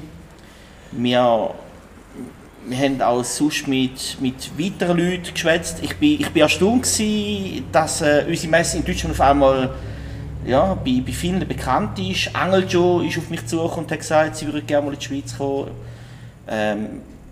wo man müsste anschauen. Aber primär sind wir da für unsere Schweizer Händler. Da ist eigentlich, es heisst auch Schweizer Sportfischermesse. Also wir freuen uns eigentlich, wenn wir die Fläche mit unseren Schweizer Händlern füllen können. Und ja, unsere Strategie ist eigentlich, dass wir die Marken in die Schweiz bringen und dann quasi eine Kooperation können, organisieren mit einem Schweizer Händler, dass wir dann da ja, quasi Neuigkeiten, viel Qualität an der Messe hat und dass sich dann halt auch die Händler erfreuen an einem guten Geschäft. Ja, was kann ich sonst noch so erzählen von Berlin? Ja, was ich könnte erzählen ist, dass Dustin, seine Frau, ist glaube ich ein bisschen hässlich auf mich, weil ich dem Kind von einem Schweizer Schoki in die Hand gedrückt habe. Dann hat sie zuerst mal geschaut, ob da irgendwie glutenfrei ist und ob da irgendwie Palmfett. Aber Gesi, man muss an dieser Stelle auch sagen, der Dustin hat dich gewarnt vor ihr. Aber ich liebe die Erfahrung. Nein, ja, also wir haben wirklich viel Netzwerk betrieben. Mit dem Oli konnte ich gar nicht viel schwätzen an der Messe, weil ich andauernd am Schwätzen war. Zum Glück hatte ich viel Ricola dabei gehabt. Es gibt sonst noch ein, zwei Marken, die für uns mega spannend sind, aber ja, dort muss ich glaube noch länger arbeiten. Also mehr Schoki verteilen. Ja, genau. Also wir sind mit 10 Kilo Schoki dort runtergegangen und das kommt immer gut an, es ist ein Türöffner, kommst gerade ein bisschen ringer ins Gespräch, aber ja. Gut, aber Ragusa, Gesi. Ja, Ragusa ist lecker. Hast du es verzollt? Nein, 10 Kilo war zollfrei. Jetzt kann ich aber noch sagen, wir haben den Dietmar Isaias jetzt präsentieren als einen der Referenten. Wow, super. Bravo, cool. Jawohl, ist eine riesen Nummer. Er ist weit bekannt, er hat eine gute Expertise. Auch wenn er jetzt nicht bei allen jetzt wirklich so beliebt ist, wenn ich jetzt hier aufs andere Sofa überall schaue. Du musst nicht mal so weit schauen. Aber macht nichts, ist gut. Ist cool. Wir haben den Toni Weise von Savage Gear, der wirklich ein super Typ ist, auch, wo auch an der Messe wird sein. Und dann sind sonst noch ein, zwei Namen im Raum. Schaut doch mal auf die Homepage, dort seht ihr vielleicht noch ein bisschen mehr. Geil, big Perfekt. up, auf jeden Fall. Ja, voll. Ja. Organisation. Also ich freue mich auf die Messe. Ja, es wird cool. Wird geil, ja. Wird geil. Und wir haben dort auch noch an der Messe. Etwas vor. Plan. Ja. Machen wir Genau. einen Podcast jetzt? Wissen wir noch nicht. Steht noch in den Sternen. Sagen wir nicht. Haben wir in dem Moment meine Frage versaut? Wir sagen nichts dazu. Oh, okay. Datum Warten wir noch schnell ab. Das Datum. Das ist im Aber März. es könnte das ist im sein, dass wir März. nochmal eine Folge 8. 9. machen. Februar. Mit dem Gesi. Entschuldigung? Vielleicht machen wir mit euch zwei nochmal eine Folge im neuen Jahr und dann Unbedingt, ja, sehr gerne sogar. Wir freuen uns. schauen Wir wir können mal. sicher auch ein bisschen mehr erzählen, dann ist alles unter Dach und Fach. Eigentlich könnten wir die irgendwie am 7. Februar oder so machen. Oder am 6. so in dieser Woche. Das sind sicher... Ich will eine Woche, zwei voran, dass die Leute sich vorbereiten und das Wochenende blocken. Also ich muss jetzt Nein, sagen... nein, ich würde sie aber gerne dann machen, weil dann kommt sie am Sonntag raus. Ah. Weißt du, am Sonntag nach der Messe. Wieso, dann ist ja relaxed. Ja, eben. Aber in der Woche vorher, wenn wir ihn interviewen, wird er sicher auch relaxed sein. Ja, gut. Also der Nico ist immer, wenn eine Messe ist, relativ angespannt und im Tunnel. Ja, definitiv. Also, Streitet keineswegs ab. Genau, und Das ist, ich bin mal gespannt, Ich will mir wann ich sicher- aus dem Hut zaubere. Ich will mir sicher die Zeit nehmen, um am 6. mit dir am Donnerstag dort zusammenhocken und eine Episode zu machen. Am 6. Februar? Ja, Ja, dort komm, das machen sind wir. wir schon verplant. Komm, das machen wir.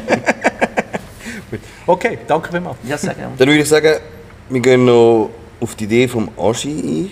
Oder Aschi, du hast das gesehen vorhin mit dem Bait. Wenn jeder schnell sein Bait sagt für... das wäre noch spannend für die und dann würde ich sagen, machen wir schnell eine kleine Pause. Für die, die ein Problem haben. mit dem Und Bier. schnell- Mit dem Bier. mit dem Bier. Genau. Nicht mit dem Cola, mit dem Bier. Doch, Gut. Mami, ich trinke Cola. Wo wollen wir anfangen? Ja, der Aschi hat den Vorschlag eingebracht, darum fängt er an. Also gut. Aschi, welchen Köder? Wollen wir 3 Köder? Einen für Hecht? Nein, einen. Nur einen. Einen, der so viel wie möglich fängt. Das ist ganz Beim Robin kenne ich ihn. Ja, jetzt, das hast du Beim selber Aschi? eingebracht. Nein, kenne ich nicht. Beim Also- Mark, nein, auch nicht. Nein, aber beim Robin kenne ich ihn. Ja, gespannt. Ja. also wichtig ist... Es geht- Also wenn ich jetzt nur auf einsame Insel und nur ein Ja. Köder Ja, mitnehme, ja, genau. Gutes Szenario. dann muss ich ehrlich gesagt sagen, dann wäre das wahrscheinlich... Live-Bait. Nein, Das wäre der Mark. Ja, nicht. Jetzt muss er Nein sagen, sonst hat er Stimmt. Gerade aus dem Vertrag nein, stricken. das ist natürlich wichtig, dass er auf fischen.ch gekauft wird. Er darf auch nicht auf Fischen sein, anscheinend. Wir können es auch rausschneiden. Also, ich glaube, es wäre wirklich ein Wurm. Naturköder? Ja. Nein, komm, es soll Musst du so lange überlegen? Fischer. Ah gut, sind 3... Ja gut. Nein, also wirklich, der Kunstköder, ich würde einfach einen einfachen Gummifisch nehmen. Ehrlich gesagt, wahrscheinlich so ein Jetis, 16 cm. 16? Ja. Für Egli? Egli. Okay. Im Anland. Wir reden jetzt nicht von Egli, wir reden einfach nur Nein, den allgemein, Köder. ja, aber er muss ja auch für Egli kompatibel sein. Also weißt Nein, du, absolut muss... nicht, wenn er... ja, Also in Holland ist der auf Egli kompatibel, kannst du nicht drauf nehmen. Gut. Nein, aber Nein, aber du sollst ja alles können fischen damit. Also du sollst ja Egli fangen, Hecht fangen und das andere fangen damit.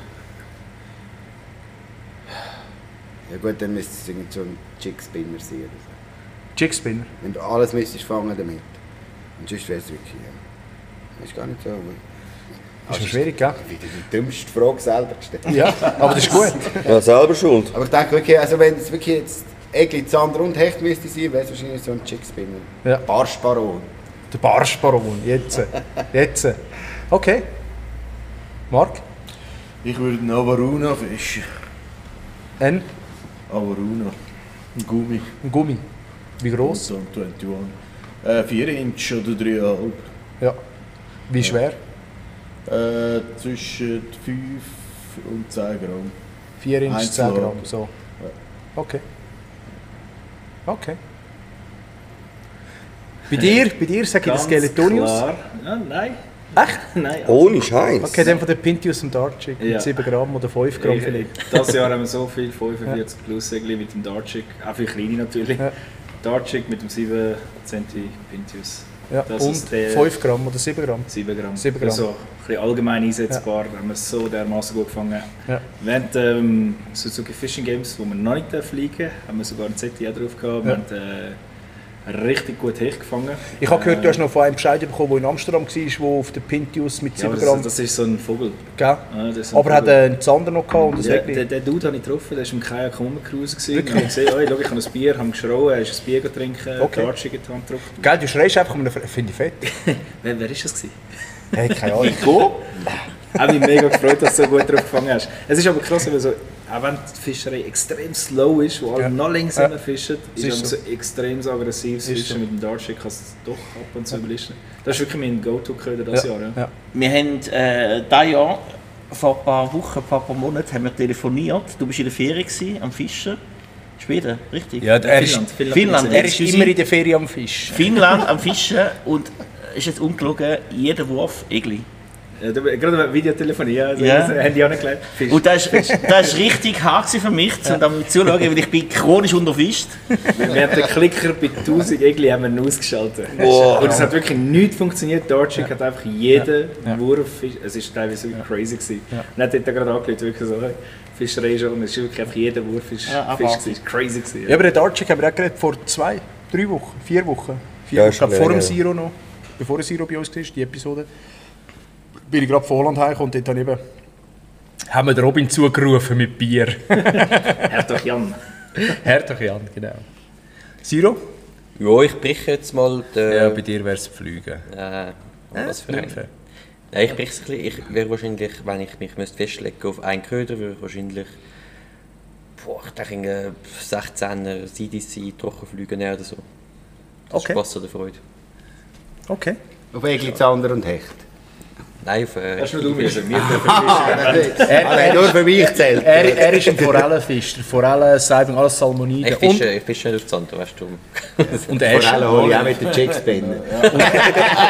Und Ja, Äschen. wahrscheinlich, ja. Ja, die gehen dort auch drauf, das stimmt auch. Echt? Ja, ja, also alles Äschen, Forellen, Saibling, Olet, Karpfen, kriegst du sicher alles damit. Ja. Wow. Alles, was du nicht kannst fischen. Ja, ich habe jetzt gerade... Mal Äschen kann ich fischen. Also habe ich mal können. Aber ich glaube, ich muss auch wieder anfangen, ich fliege Fisch. Ja, cool. Gesi? Ja, also ich glaube, ich würde jetzt auf mein Hausgewässer gesehen, ich würde glaube einfach einen Tobi-Löffel nehmen. Ja. Komm jetzt. Ich rede vom Hausgewässer. Okay, er will euch einfach die Farbe nicht sagen. Von Nein, seinem Farbe- Top-Gummifisch. Nein, den nennst auch du nicht. Also dein Hausgewässer ist der Bodensee, oder? Ja, der Rhein, dort ist mein Boot. gewisse Sprachen mal wieder produziert. Ich weiss, wieso erinnert es mich? Danke, Sidi, danke. Wieso erinnerst du mich jetzt daran? Das ist mega bodenlos. Ja, das ist echt bodenlos. Können wir das Thema wechseln? Okay, Oli?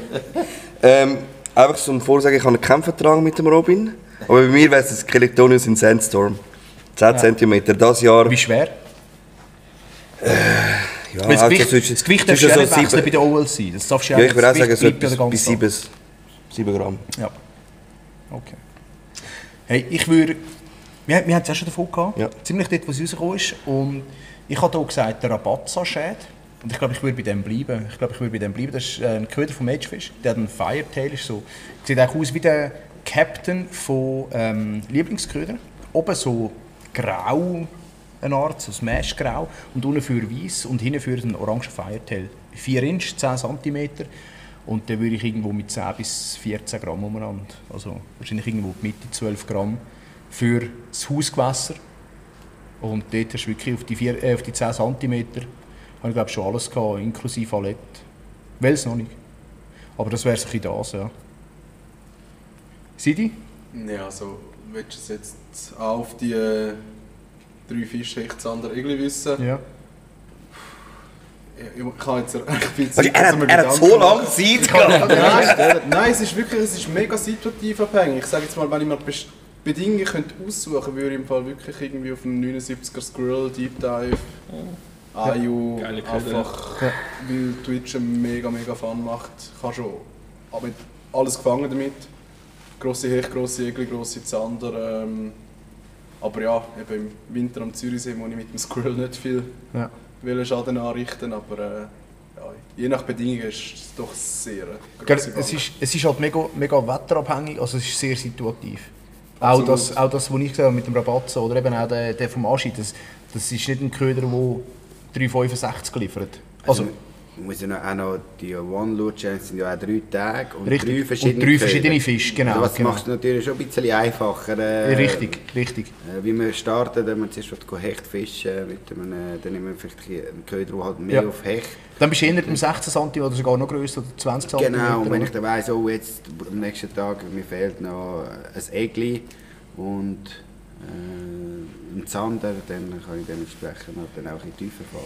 Die Frage ist einfach, was machst du, wenn du in der Situation bist, zum Beispiel der Herbert Ziereis. Der hat am Drakovic hat er gefischt, hat Lauben dran gehängt. Oder irgendwie sonst, einfach so Weissfisch dran gehängt. Und hat auf Zander gefischt. Ich bin mir nicht sicher, ob er überhaupt einen Zander rausgebracht hat. Ich glaube, er hat nur Egli rausgebracht. Aber schöne Egli, weißt du, 45 plus bis 49 oder sogar 50er, glaube ich. Du musst es erst mal bringen auf die Kamera, gell? Natürlich, ja logisch. Nein, klar, hey, von dem her Hut ab. Also, weißt, die Frage ist einfach, du hast auf die Zander gefischt, bist an die Zanderspots gegangen, hast den Köder dran gehängt, wo du das Gefühl hast, das ist der Zanderköder. Und hast aber nur Egli gefangen. Was machst du am nächsten Tag? Dann musst du fast auf Zander. Oder auf Hecht, eines von beiden. Oder? Dann nimmst du einen Easy-Shiner, der funktioniert immer. Aber also, was ich noch schnell nehmen will, so zu dem Drakovic-System, ich finde es nicht ganz fair. Nicht wie es ein Naturköder ist, sondern wie man halt mit den Köderfischen doch ein bisschen Grösse ein bisschen anpassen und ein bisschen variieren. Und halt, das stimmt, ich glaube, da ist nicht jeder Köderfisch 11 cm, ja, klar, 17 Gramm schwer. Und da haben wir schon ein bisschen einen hochrückigeren, einen dünneren. Also, ja, gut, ist halt eine Frage vom Orga-Team, wie das dann abgehandelt wird, wie das organisiert wird und alles drum dran. Aber gibt er recht, ja. Absolut. Ja, ob sie dann so genau geschaut haben. Das ist halt immer ein das Problem bei diesen ganzen Regelwerken von diesen Turnieren. Ja, ich glaube, Grauzone gesucht ja, und ist nicht immer... Für das sind Regeln da. Ja. Regeln sind da zum Brechen, oder? Also, vielleicht genau Nein, so wie aber es ist... das Theater, was da es geht, YPC und so, mit diesen Diskussionen, ist jetzt der fair gewesen, ist der neben dem gestanden, der ist hinter dem gestanden. Ist das jetzt geschleppt, wenn man nur mit dem E-Motor fährt? Ja, und ist jetzt der lieb zu dem gewesen, oder der... Ja. Was, ist ein Wettkampf? Sieg oder Tod? Ohne Scheiß, wenn ein Routenabstand ist, ein Routenabstand. Und wenn ich mit dem Ringli nicht am Ohr ankomme, ist das okay. Und wenn mal der andere einen Nachläufer hat, dann rühre ich den an und hole den weg. Aschi, weißt du was? Ich freue mich, dich in 2 Wochen bei uns im Podcastraum zu begrüßen und über so Turniergeschichten zu diskutieren. Ich würde sagen, wir machen jetzt mal hier einen Cut und machen mal eine Pause. Und füllen wieder Bier auf. Genau, und nach der Pause können wir dann weiter in die hitzigen Diskussionen. Dann würde ich doch sagen, gehen wir mal in die nächste Rubrik, und zwar... Thema!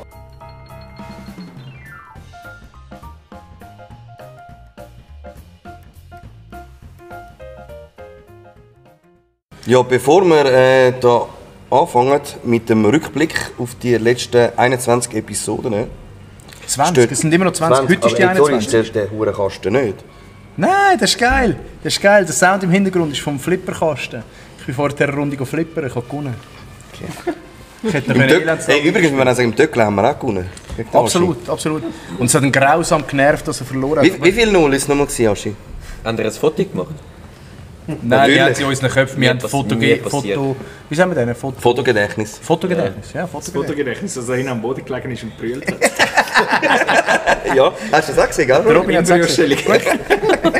Ich glaube, kein Sieg, der nicht auf dem Maßband gefüttert wurde. Da kommt der Fischer für. Gut, sehr schön. Ja, hey, eben, bevor wir zum Thema kommen, haben wir ja noch etwas für euch. Und der Aschi sagt was? Also, es gibt einen Promocode, oder? Richtig! Von fischen.ch. Richtig. 10%, wo ihr könnt posten mit dem Code FISCHVERRUCKT23. Danke, Aschi. Einmalig einlösbar übrigens. Gross oder klein geschrieben? Spielt keine Rolle. Nein, ist völlig stark. Und bis wann? Bis am 19.01. Also bis dann, du bist dann schon bei uns auf Besuch gewesen. Ja, genau. Genau. Geht shoppen bei fischen.ch. Es kommt dann noch mehr von Fischen, aber das schauen wir dann später an. Wir haben da noch mehr Gewinnspiele vorbereitet. Und ich würde sagen, bevor wir aber da zum konkreten Gewinnspiel kommen, haben wir jetzt mal den Promocode ausgegeben. Das ist der Aschi. Danke vielmals, Aschi, an dieser Stelle. Jetzt, wo er Rabinesi ist, kann er so Zeug machen. Ja, genau. Ja, da geht nachher wieder Gerüchte um, glaube ich. Excuse. Geil. Danke, Gesi, für den. Hey, nein, wenn er das wirklich, dann kann ich noch aus dem Diver Prustoff checken. Aber haben Sie gesagt, was du bekommst mit dem Code? Oder hast du es überhört? Hast du einfach 10% auf den Einkauf, den du hast. Voll geil. Ja, ich bin nicht sicher, was Sie gesagt haben. Mama hat gesagt, 10%. Okay. Kannst du bestellen, 10% günstiger. Dann ist es nur noch 20% teurer als sonst überall. Voll geil. Messi Genau. fischen. Aber ist echt geil, ja. Cool, danke vielmals an dieser Stelle. Ja. Dann würde ich sagen, was? Ah, schlau, ja. Genau. Also auch auf Toppis-Artikel. Die kommen sogar 50%. Nein. Seit der neuen Compliance rühren so die Sachen an. Nein, ist gut. Da gibt es auch einen Promocode, der heisst Toppis 0815. Hey, das ist so. Hey, Leute geben das ein! Wunderbar! Toppis für 0 Stutz, will 850%. Die kommen sogar noch über, wenn ihr kauft. Mal schauen, ob das Fischen.ch jetzt freischaltet. Ja. Wäre ja geil. Das wär geil. Toppis 0815. Ich will den Toppis-String vorbeibringen.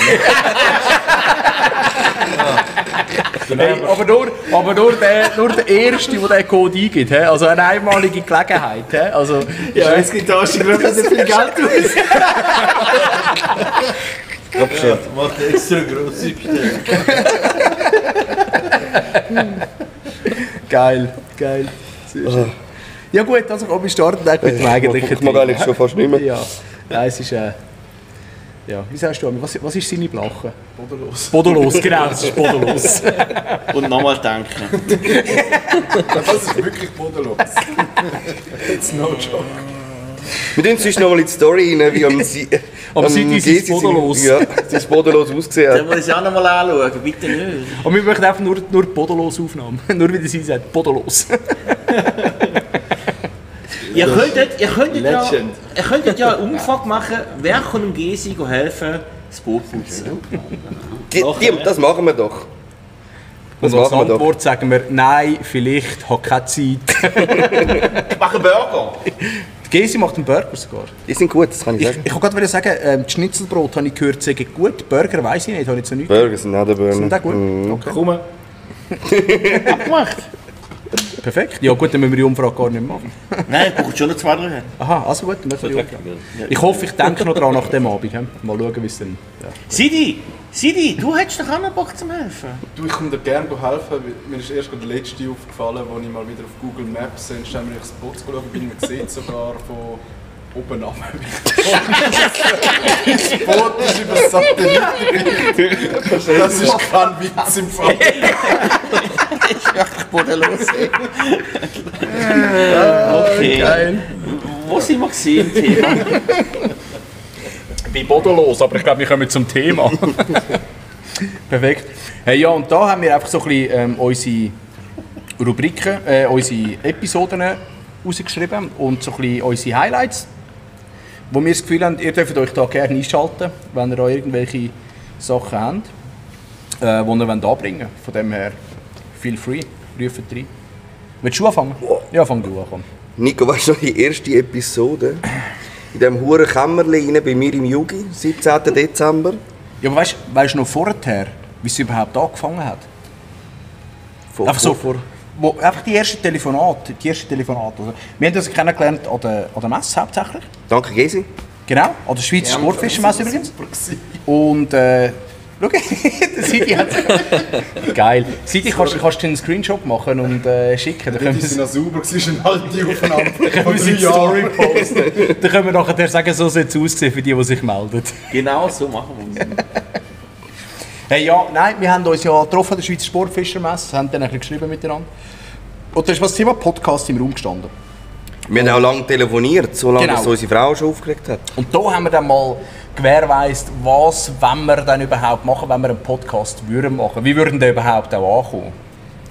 Und ich weiss, ich bin dort bei mir, ich habe in meinem Büro daheim habe ich so ein Whiteboard an der Wand aufgehängt und habe dort noch Notizen, Podcast, und da habe ich dort Notizen gemacht mit Namen, mit weissen Teufel, Themen, mit allem drum und dran, wo jetzt Themen neu eigentlich Rubriken heissen und allem drum und dran. Und Leck haben wir uns Gedanken gemacht. wir haben uns eigentlich recht viel Gedanken gemacht für nichts. Also nicht für nichts, aber es ist überflüssig gewesen. Wir hätten, mit weniger Gedanken hätten wir viel schneller auch können starten und ja, es hat es nicht gegeben in der Schweiz, gibt es ja jetzt noch nicht. Ausser eben der von Doch, Petri. mir. Ja, der von Petri Heil hat es auch mal gegeben, haben wir dann auch übrigens so einen Kommentar. Stimmt. Aber genau, da sind wir dann das erste Mal zusammengehockt bei dir im Räumchen, wo wir dann das Gefühl hatten, wir können eine Doppel-Episode aufnehmen. Ja, wir haben auch das Gefühl gehabt, wir müssen da schon Wir müssen ein bisschen vorproduzieren. Vorlauf haben. Da sind wir schon das erste Mal ins Messer gelaufen. Ja, man muss auch sagen, wir haben dort mit dem Mikrofon aufgenommen, wo ich sonst meine YouTube-Videos aufnehme. Ja. Einfach, wir haben einfach mal gefunden, wir starten einfach mal mit dem, was wir haben. Wir kaufen uns nichts. Wir kaufen uns nichts, genau. Man sieht es mittlerweile, wir kaufen uns nicht, was das heisst. Genau. Wir haben 3 Mikrofone plus ein geiles Gerät. Genau, plus Ständer und allem drum und dran, wo wir vorzugsweise... Die Ständer haben wir übrigens neu, also ihr könnt euch geehrt führen, sind die Ersten, die Ständer anspeuzen. Ja. Nicht dein Ständer, Robin. Wunderschöne Ständer.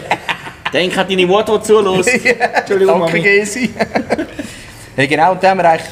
Was machen wir überhaupt? Das war so die erste Frage. Was wollen wir überhaupt machen? Genau, wir haben unseren Podcast ein bisschen vorgestellt. Auch dort im ersten Podcast ist es so darum gegangen, ja, was haben wir für Namen, Ideen, wo die Community auch können abstimmen für dann im zweiten Podcast. Dort hast du im Fall du schon den Hate von deiner Forelle abgeholt. Im ersten? Das war schon im ersten. Das war schon im ersten. Ja, stimmt. Der Siro hat mich heute noch gefragt, was es eigentlich mit dieser Forelle auf sich hat. Siro, hört die erste Episode. Ja, ich habe nicht gehört. Ja. Hey, was mich noch erstaunt hat, als ich sie nochmal angehört habe, jetzt in den letzten Tagen, wir haben doch 56 Minuten aufgenommen beim ersten Podcast. Ja. Und der erste Podcast hat über 900 Wiedergaben schon, die erste Episode. Also ist echt schon... Selbst aus Italien oder so. Hey, ich hätte es nicht gedacht. Am Anfang haben wir gedacht, also vielleicht irgendwie... Ich habe gedacht 20 noch, also Dolly hat gesagt, 20 spinnst du eigentlich? Ich habe gesagt 3. Ja. Und es sind doch ein paar, die dazu hören. Ist ja schön, seid ihr alle da. Ich finde es mega cool, weil es zeigt uns irgendwie auch ein bisschen... Der Podcast kommt, glaube ich, an. Wir können ein bisschen über Fischerei diskutieren, wir können über Szenen diskutieren, man erfährt relativ viel. Hey, was ich dich eigentlich noch fragen wollte, Oli, apropos erste Episode. Wir haben dort mal über einen Seitenschneider diskutiert. Hast du mal einen geschenkt bekommen? Nein. Ich auch nicht. Okay, gut. Schade. Also, ich habe jetzt zwar mittlerweile einen. Und ich weiss auch, wie dort der Robin eine Sprachnachricht gemacht hat, von wegen, hey, Seitenschneider musst du unbedingt haben. Da haben wir gesagt, danke Robin. Also, ihr wisst, ihr kennt jetzt unser Weihnachtsgeschenk. Wir haben keinen bekommen. Also, es ist ja wieder Weihnachten. Ich glaube, Nein-Set muss man da schon fragen. Ja, ich hätte ihn jetzt gefragt, wenn er noch bei Fisch und CH gewesen wäre. Aber Also, ich habe einen. Ich habe wirklich einen. Von Ace? Nein, aha, von Westin. bei Westin bist du auch mal gewesen? Und ich habe den wirklich schon gebraucht. Wirklich? Ja. Ich glaube, das war wirklich die beste Anschaffung. Ich habe ihn schon 3-mal gebraucht. Ja. Und zwar bei meinen Brüdern. Aber das ist absichtlich Ich war gemacht. am Jerkfischen. Ich glaube, an einem Gräsli oder so eingehängt. Er hat gemeint, er sei ein Biss. Schlägt an. Nein, der Jerk kommt zu fliegen. Und also wirklich, der ist so gut gegangen, gerade in der Nase. Und gerade wie du dein Piercing hast. Nein, wirklich gerade. Ja, ich habe noch ein Foto, ich zeige das euch nachher. So ist Da das habe ich zu wirklich, seinem also, Piercing gekommen. ich finde, so etwas gehört auf jedes Boot. Ja, fix. Mir lange den normalen Seitenschneider nicht mehr. Gut, die Nein, nein. Das Die Bunsenbrenner. anderen zusammen, die ich habe, hey. Für Ist meine die schlauste Anschaffung. Ist ein bisschen Gewicht, das du mitschlägst, aber die schlauste Anschaffung. Muss nur einmal brauchen, Ja. aber für das rendiert schon. Und vor allem an dieser Stelle muss ich noch schnell sagen, es gibt so Zangen, also die Sprengring-Zangen, die haben vielfach auch einen Seitenschneider drin, aber der lange sehr mäßig für die Höcken. Also wenn, dann würde ich schon eher einen richtigen Seitenschneider Es nehmen. gibt von den verschiedensten Marken, jetzt Westin zum Beispiel, Nace bringt jetzt glaube ich raus, Rosemeyer, Ja. alle möglichen Marken haben jetzt etwas. Ja. Die 30 Stutz. Ja, das ist lohnenswert. Richtig Ja. fest. Also ich habe mir jetzt einen gekauft mittlerweile. Also Weil, kann man einen Jumbo kaufen. Ja, das ist oben. Ja, Ja, theoretisch kannst du das auch für schon, einen aber, 10. Die Weihnachten ist doch schon mehr als ein Jahr durch und ich habe keine Geschenke bekommen. Von dem her habe ich gefunden, ich kaufe mir dann halt einen. Ja. Ich warte immer noch darauf, dass mir jemand einen schenkt. Aber Oli, was machst du, wenn du jetzt 20 Seitenschneider bekommst? Dann kann ich sie euch verschenken. Weiter So, bring es verschenken. an, Seitenschneider. Sehr schön. Genau, verlosen. In der ersten Episode habe ich keine Anekdoten mehr, ich wäre schon bei der zweiten. Ja, eben, dort war einfach so die Frage, wie es echt ankommt in der Fischerszene. Aber ich glaube, wir haben gute Rückmeldungen bekommen. Von wegen Leuten, die auch schon geplant haben, einen zu machen, aber dann doch wieder gecancelt haben. Wo sie gemerkt haben, dass es schon einen gibt, dass wir jetzt da frisch gekommen sind. Und ja, von dem her finde ich cool. Und dort haben wir schon mal die ersten Tonprobleme im Fall gehabt. Bei der zweiten? Bei der zweiten Episode ist es so. Ist es nicht die dritte gewesen? Die dritte auch, aber bei der zweiten haben wir auch schon irgendetwas Komisches eingestellt. Okay. Hat schon anders stehen als bei der ersten Episode. Also wir haben die zweite haben wir ja zweimal aufgenommen und die dritte haben wir ja zweimal Ja. aufgenommen, oder? Das weiß ich nicht mehr. Die dritte war schon mit dem Livescope, die Ja. erste. Genau, die haben wir auch zweimal aufgenommen. Die zweite haben wir auch zweimal aufgenommen, das weiss ich. Und dann haben wir doch mal den Raum gewechselt. Dann sind wir doch von dir sind wir nachher zum Meer ins Büro Stimmt, rauf. ja. Und dann haben wir dort mal, da hat Oli müssen in so einen schönen EVZ-Schal schauen. Hat sich immer beschwert, ich weiss nicht warum, keine Ahnung. Aber ja, da versteht es auch nicht aus seinem Blick. Also von dem her, Doch, ich ja. verstehe. Ja, und die zweite Episode war dann ja, nach 2 Mal im Kasten gewesen. Und dann kommt ich eigentlich schon zur dritten Episode. Nein, nein, in der zweiten Ah, haben wir ah. etwas ganz Wichtiges gemacht. Aber wir haben den Namen bekannt gegeben. Richtig. Und dort hat es auch noch ein bisschen Struggle gegeben. Dort sind die Rückmeldungen auch so gewesen, von wegen, Ja, aber- auf dem Spotify hat Beiszeit, nein, was hat gewonnen? Raubfischzeit? Nein, Ja, irgendetwas anderes. irgendeinen anderen Namen, ja. Ja, Raubfisch ist es, glaube ich. ja. Ich weiß es Und- nicht mal auswendig. Wir haben dann alles zusammengewertet, von wegen Instagram und von Spotify. Und so haben wir dann eigentlich, sind wir auf Fisch verrückt gekommen. Und das Ding ist Darum eben, haben glaube ich, wir haben die Umfrage eben geschlossen auf ein gewisses Datum. Also man hat immer noch können abstimmen. Ja, das ist gut möglich. Das ist gut Auch wo wir noch die Episode aufnehmen, darum hat es Das ist gut möglich. beim anderen dort zumal noch Genau. dann weiter Genau. gewotet. Ja, Ja, und dann sind wir schon zu der dritten Episode. Ich habe nichts mehr. das ist ja so etwas. Bei der dritten Episode haben wir das erste Mal die ein Mikrofon habe ich hier gekauft. Von denen, von der Lia Montan, die ich habe. Und da habe ich das so eingestellt, wie so die richtigen Podcasts, so richtig so das Mikrofon gegen oben gerichtet, gell, und dann einfach so reingeredet. Ja. Wir haben sie zweimal aufgenommen. Der Ton war katastrophal. Tori hat sie nachher jetzt weggeschnitten und hat gesagt, hey Scheiße, die kann man nicht hören. Hey, die kann man nicht hören. Und dort haben wir die Leute gehabt, da war das Echolot, also das Live-Sonar, ist dort sehr im Thema gewesen. Und dort haben wir eigentlich über das Live-Sonar mit diesen zwei, sag's mal, Drahtzieher diskutieren. Ich weiss nicht genau, wie es heisst. Es heisst Thomas. Du bist dort, glaube ich, auch dabei gewesen, in diesen Chats. Der Adrian Thomas und ist noch einer gewesen. Ja, ich weiss nicht wie der andere geheißen hat. Und die Episode haben wir nachher wirklich müssen kübeln und haben dann eigentlich das wiedergegeben, was sie erzählt haben, so ein bisschen kontrovers diskutiert untereinander. Ja, genau. Und das ist, habe ich gefunden, ein Thema, das uns recht lange nach der Episode begleitet hat, bis Guacamuschel kam. Bis Guacamuschel kam, genau. Ich glaube, es war immer wieder Thema in den Kommentaren, auch bei uns. Ja. Und die Episode ist, glaube ich, auch gut angekommen nachher. Es war lang ist die in der Top 10 gewesen. Ja. Genau. Ja, und dann ist schon bald mal, also sozusagen die ersten Gäste, wenn wir jetzt da mal vom dritten abgesehen sind, die ersten Gäste auf Besuch gekommen. Genau. Ralf und der Gesi. Sportfischermesse war hier ein riesiges Thema gewesen, ja. Genau. So. Mit der falschen Jacke bin ich. Ah, Gesi, das ist immer noch, das Rauschen, ich höre das immer noch. Heute ist der Gesi hingehockt und dann habe ich gesagt, Gesi, oh nein, hast du Patagonia-Jacke an? Ich habe aufgepasst, ich habe mich extra anders gekleidet. Sensationell. Wir lernen da immer wieder dazu. Er ist nackt gekommen. Ja, genau. Also für all die jetzt einfach nur zuschauen, völlig selber schuld, ihr verpasst Er etwas. hockt nackt da mit einem Toppis drin. Der vom Sidi, der den Sidi persönlich vorbeibringt. Toppis 0815. Also an dieser Stelle nochmal sorry für die vielen Stunden, wo du noch hast den Ton verbessern. Hey, easy. Hey, voll easy, ich habe kein Thema. Ja, also gut. Dort haben wir als erstes Gewinnspiel gemacht von unserem Podcast. Stimmt mit der Verlosung der Tickets, die wir heute machen können. Stimmt, ja. Also beides. Ja, genau. Und nach der die Episode 5 und 7 war Messe-Episode. Ja. Also, Ich weiß nicht, wieso ich gehe. Ich finde das eine der geilsten Titel, Episode 5. die Hangover, Ja. ist es die? Ja. Was ich muss sagen ist, die Hangover-Episode ist besser angekommen als die Messe über Aquafisch. Ja. Ist einiges besser angekommen. Von dem her... Ist auch eine bessere Messe. Also. Ja, definitiv. Ist natürlich auch in der Schweiz und ist vom GES und von Alpha absolut. Also, an die Schweizer Sportfischermesse kommt, die Angelwelt Berlin kommt knapp hin, oder? Ja. Knapp. Nein, ich bin ja noch nie an der Angelwelt, ich kann es nicht sagen. Nein, das ist schon super. Da habe ich eigentlich nachher nichts mehr zu der 5. und 7. Episode. Die 8. ist nachher wieder die... Nein, weißt du, es ist noch lustig, etwas muss ich noch erzählen. Das betrifft den Robin. Dort haben wir über die Route geredet, die Jörg gemacht hat. In der 5. Episode. Über Baycast. Und wir haben noch gesagt, hey, hast du sie in der Hand gehabt? Ja, wir haben sie dort am Arsch in der Hand gehabt. Wir haben lange darüber geredet. Ein halbes Jahr später, weißt du, wer hat sie gekauft? Nein? Ich. Nein!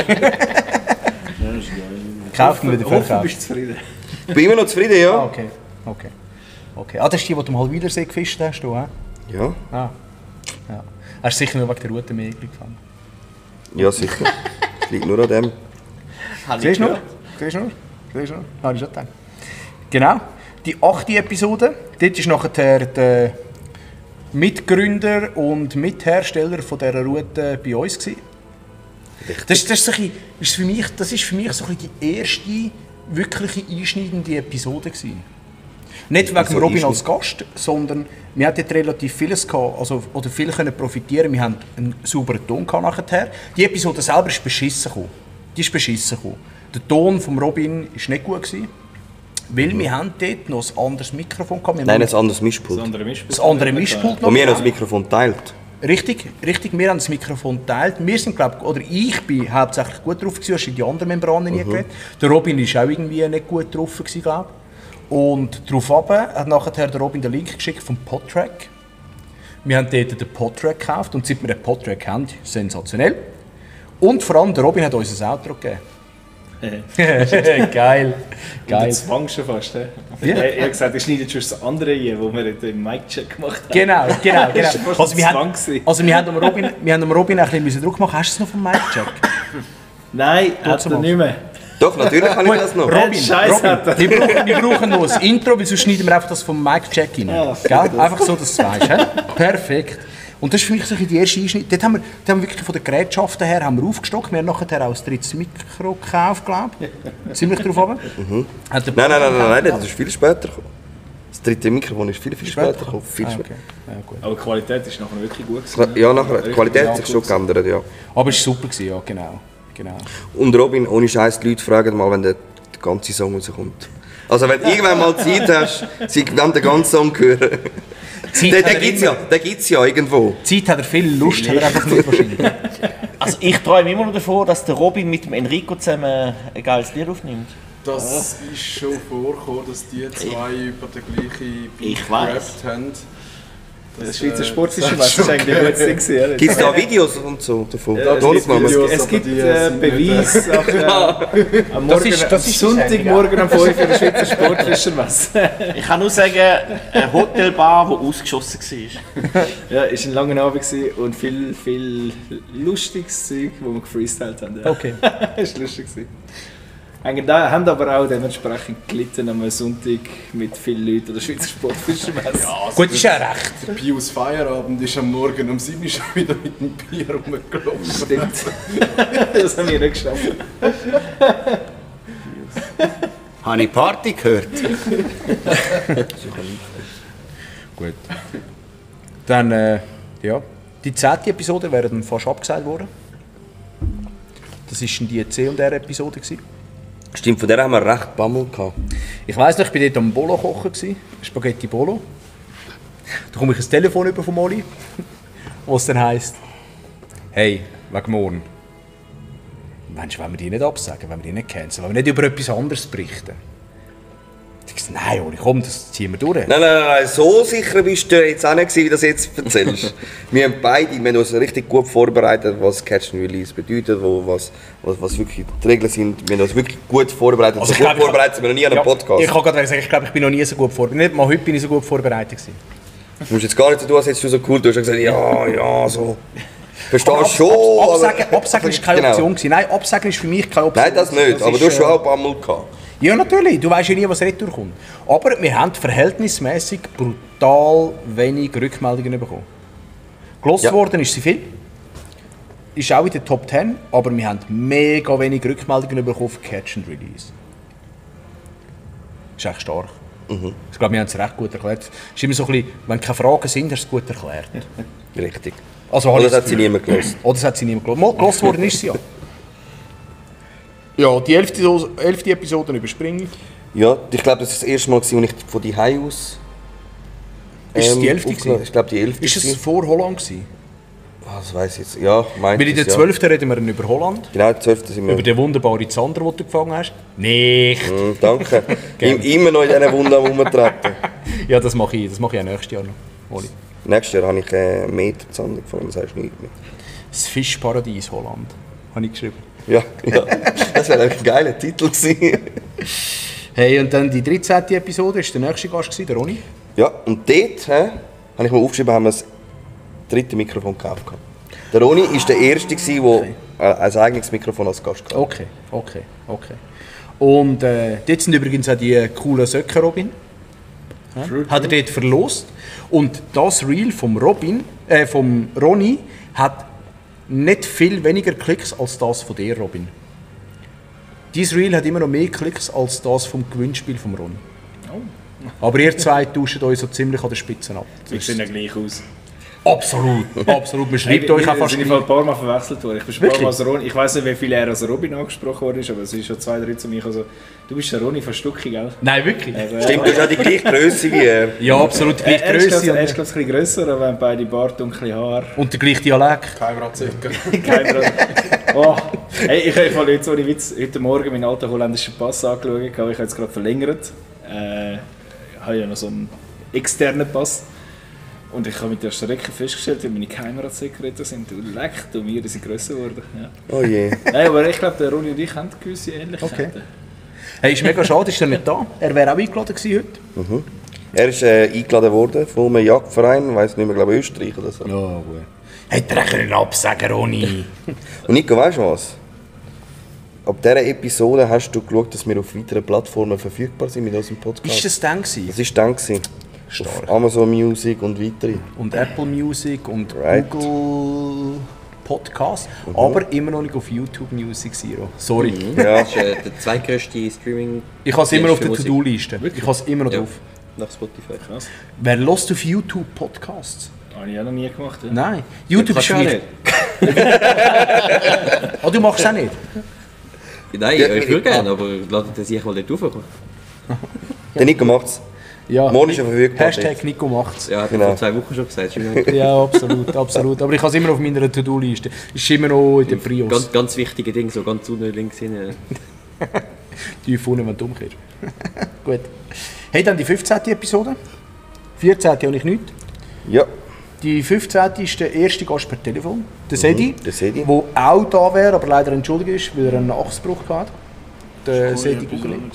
Wie? Das war eine lässige Episode.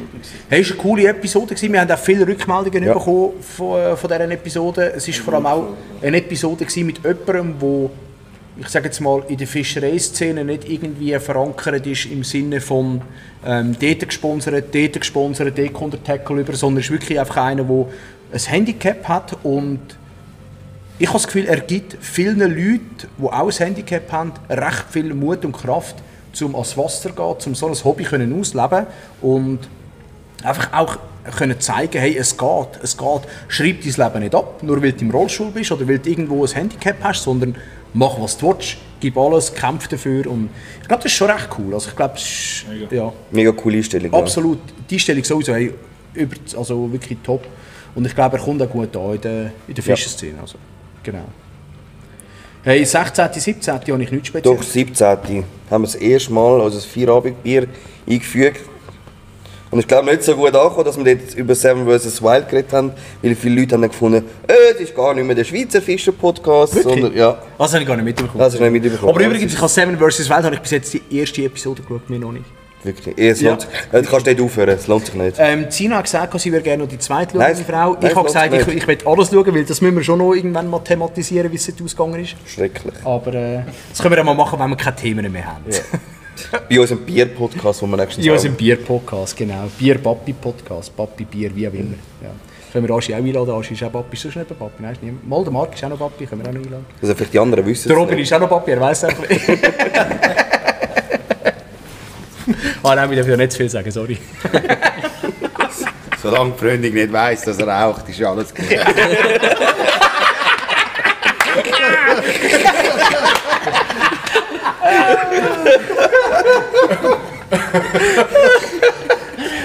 Er hat ja gar keine Fresse, so ein Wichser. Ich gebe 100 Stutz, wenn das so drinnen lässt. Wer steigt die? Scheiße, geil. Die 100 Stutz können wir gerade als Bier nehmen. Ja, komm, gehen wir weiter, bevor der Robin noch weitere Kinder in die Welt stellt. Das muss immer sein. Der Rapper geht gut. Lass 25 musst du Marc! einfach ablenken. Marc, 18. Episode. Hey, das war mit dir, Marc, genau. Wir wollten eigentlich über den Wels reden, aber wir haben sehr viel über den Quackamuschel geredet. Ja, genau. Aber es war auch sehr eine gute Episode. Ist auch Ja, gut die ist recht angekommen. weit Mega. oben im Ranking. Mega. Das ist auch so ein bisschen, ich glaube, die erste Episode, die explizit ein bisschen länger geworden ist. Ja. Wo wir eigentlich sehr viel... Was mir dort bei dieser Episode vor allem geblieben ist, Marc, was ist dein PB? Die Frage.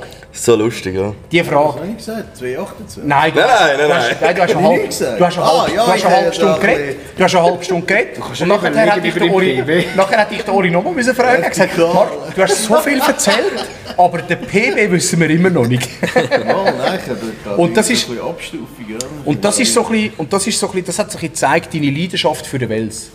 Das ist so ein bisschen, man merkt, du brennst, und so sind auch die Rückmeldungen gekommen, du brennst für den Fisch, das merkt man und das ist, ich glaube, das ist sehr gut angekommen. Also ich glaube, das ist wirklich sehr gut angekommen. Danke. Dort haben wir immer noch das Gewinnspiel, wo der Bündner hat. Ja, ich habe dort nichts gehört. Richtig, ich habe den Kontakt noch nicht durchgegeben, muss ich noch machen, machen wir heute noch. Darum ist er noch nicht kontaktiert worden.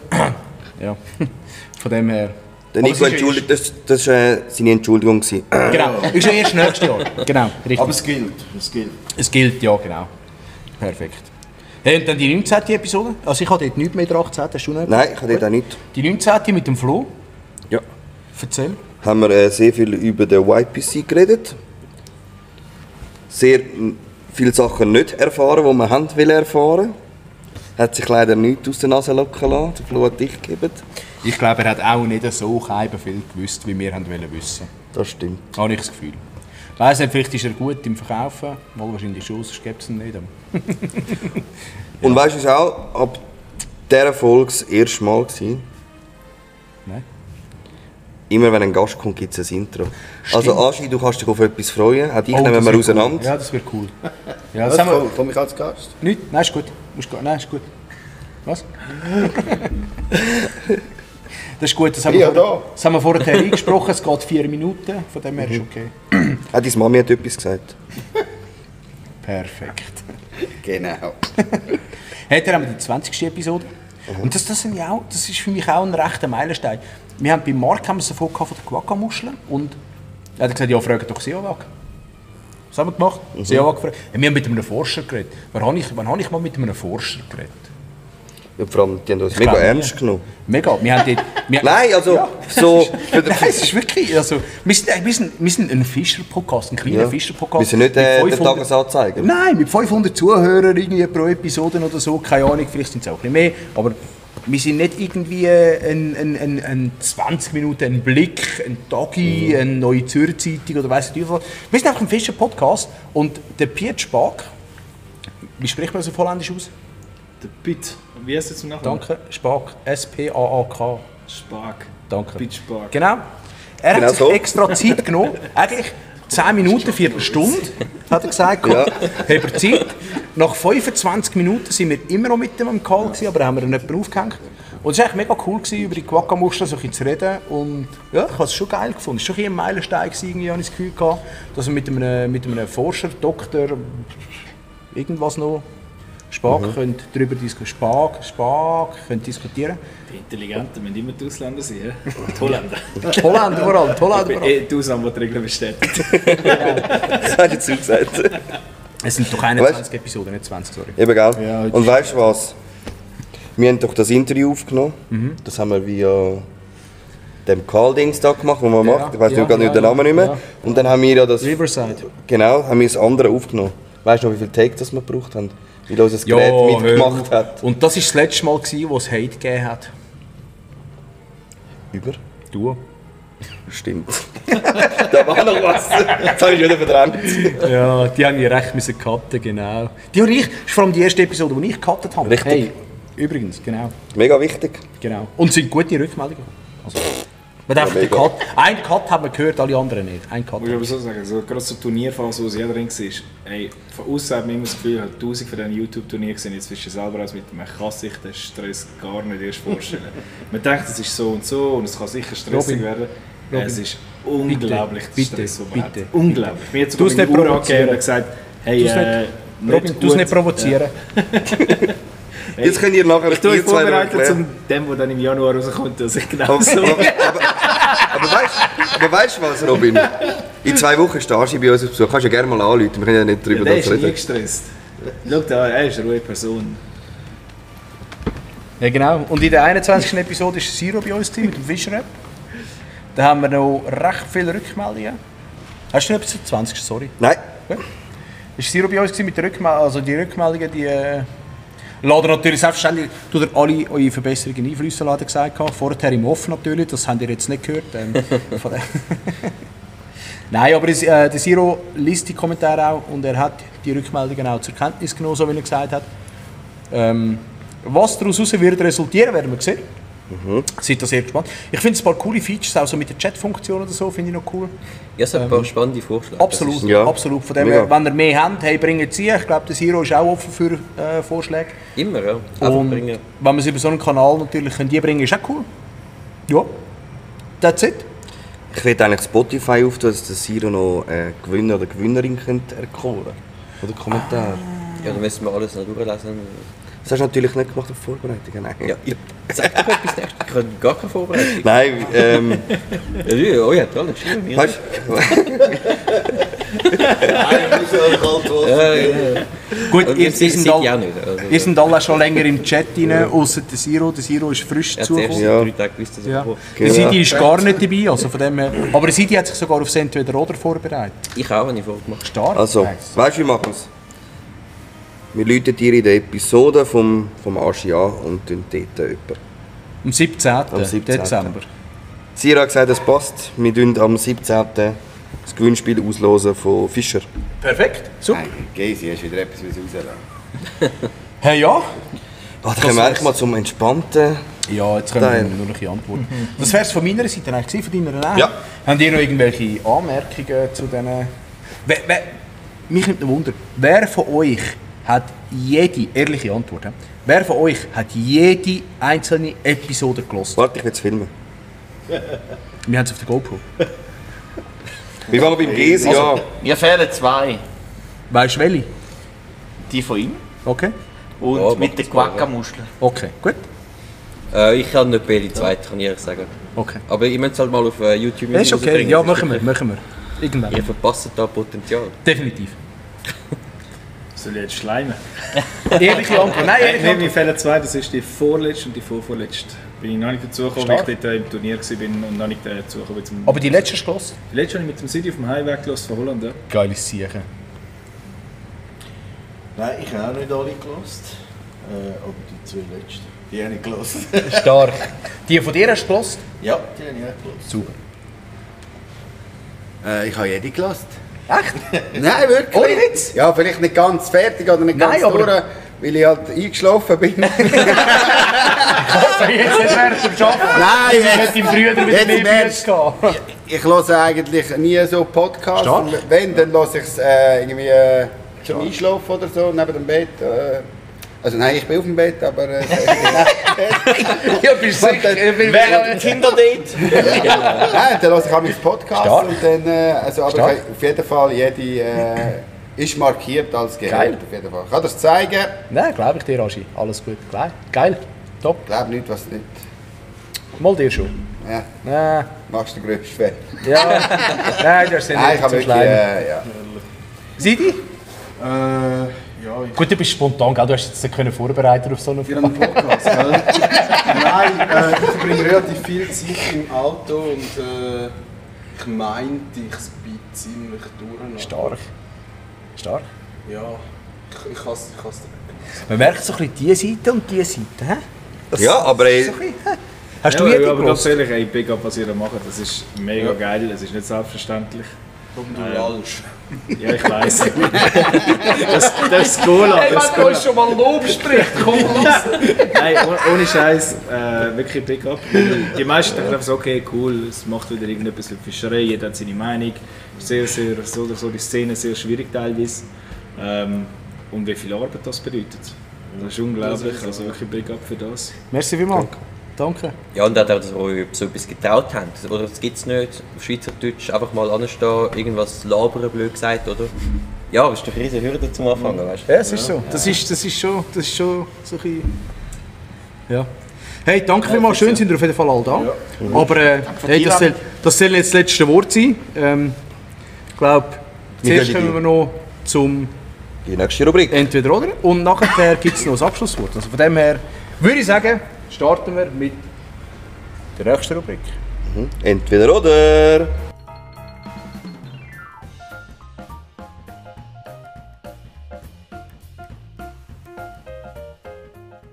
Jetzt habt ihr euch so wunderbar vorbereitet. Vor allem habe ich schon ein bisschen Angst. Hey, ich bin mega gespannt. Und der Plan war eigentlich eine Frage an ihn, eine Frage an mich.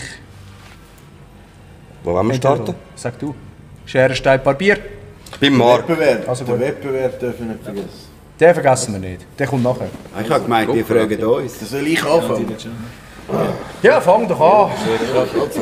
Die erste Frage habe ich mir da für den Oli aufgeschrieben. Oh, Scheiße. Ja. Und also, ich habe mir aufgeschrieben, Fischen in Zukunft. Wenn du die Auswahl hättest zwischen Fluss und See, für was würdest du dich entscheiden und wieso? Also wenn du nur noch ein Gewässer könnt, also nur Ja. noch... Spannend. Ja, mega. Keine Ahnung. Ich finde es eine schwierige Frage. Ich würde mit dem See gehen, weil der von der Haustür ist. Der Nico. Boot oder Kajak? Finde ich eine schwierige Frage. Kajak. Mit dem Kajak darfst du eben nicht überall drauf. True. Mit dem Boot eben schon. Also ja, mal abgesehen von dieser Wackermuscheln-Geschichte.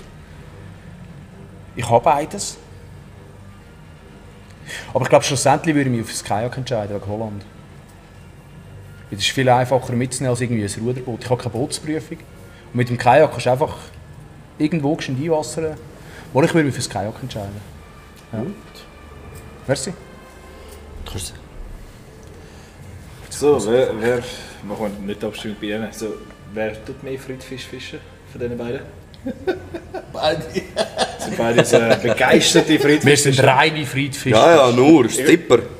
Oh, ja, ohne Scheiß. Ich komme aus dem Stippen. Wir haben das in Holland so, haben wir angefangen zu fischen in Holland. Stripclub? So kennt.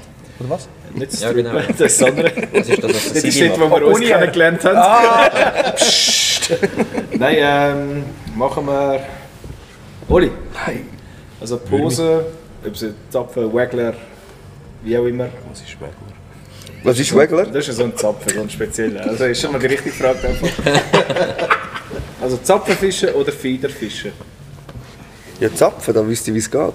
Das ist einfach erklärt. Fiederfischen ist übrigens richtig geil. Hey, da würde ich Fieder nehmen. Unbestritten. Fieder ist der Shit. Ja. Method Fieder ist der Shit. Ja. Weißt du, wie viel braucht man fangst? Mega. Super, mega cool, lässig. So gerne wie der Nico vor allem fängt es wahrscheinlich. Gut, an unseren Gewässern würde ich glaube ich auch den Zapfen nehmen. Nein, Aber wenn es so ein bisschen... Fieder ist der Shit. Italien sind wir am Morgen am Fiedern für, Ja. für Köderfisch. Ja. Das ist schon geil. Das macht mega Spaß, nicht? Wenn so Ja. die Spitze ein bisschen zuppelt. Ja, schon weiss. Nico, Playfrei oder Play? Und wieso? Hey, das ist eigentlich eine einfache Frage. Play, weil es ist günstiger. Finanziell. Ja. Ich habe zwar viel gefangen mit dem Tungsten-Jig, mit dem Dart-Jig. Ich habe gut gefangen, ich habe ja den eigentlich, fisch den auch. Aber so rein vom Abreißen her, ich sage jetzt mal, in unseren Gewässern, in meinen Hausgewässern, ist es einfach schwierig, wenn du immer einen 5 lieber liegen lässt, tut es einfach weh. Du musst den Topis sponsern lassen. Ja gut, das wäre vielleicht noch etwas. Das haben wir gehört. Nein, aber ich glaube, das ist Play schon die günstigere Option, was das angeht. Auch wenn es schädlicher ist für die Umwelt, ja, aber schlussendlich, auch Tungsten, wenn es liegen bleibt, ist nicht unschädlich. Es hat ja gleich eine gewisse Schadwirkung. Und nein, ich glaube nicht auf die Organismen. Das ist aber noch wieder ein anderes Thema. Ja, aber ist völlig aber ich glaube schlussendlich, wenn ich müsste wählen, entweder immer Tungsten oder immer Play, würde ich, oder Playfrei oder immer Play. Wenn auch es keine Frage vom Budget wäre? Playfrei. Ja, Playfrei. Wenn es keine Frage vom Budget wäre, Playfrei. Ich hoffe, es geht irgendwann in die Richtung. Wäre natürlich cool, ja, wäre sicherlich cool. Müsste Ja, ja eigentlich. Nur noch all das einkaufen. ja natürlich. Aber ich glaube, das ist auch eine Frage von der Wirtschaft, oder? Ein Stück weit. Ja. Von dem her, ja. Okay, hey, danke für die Frage. Aschi? Ja, darf ich fragen?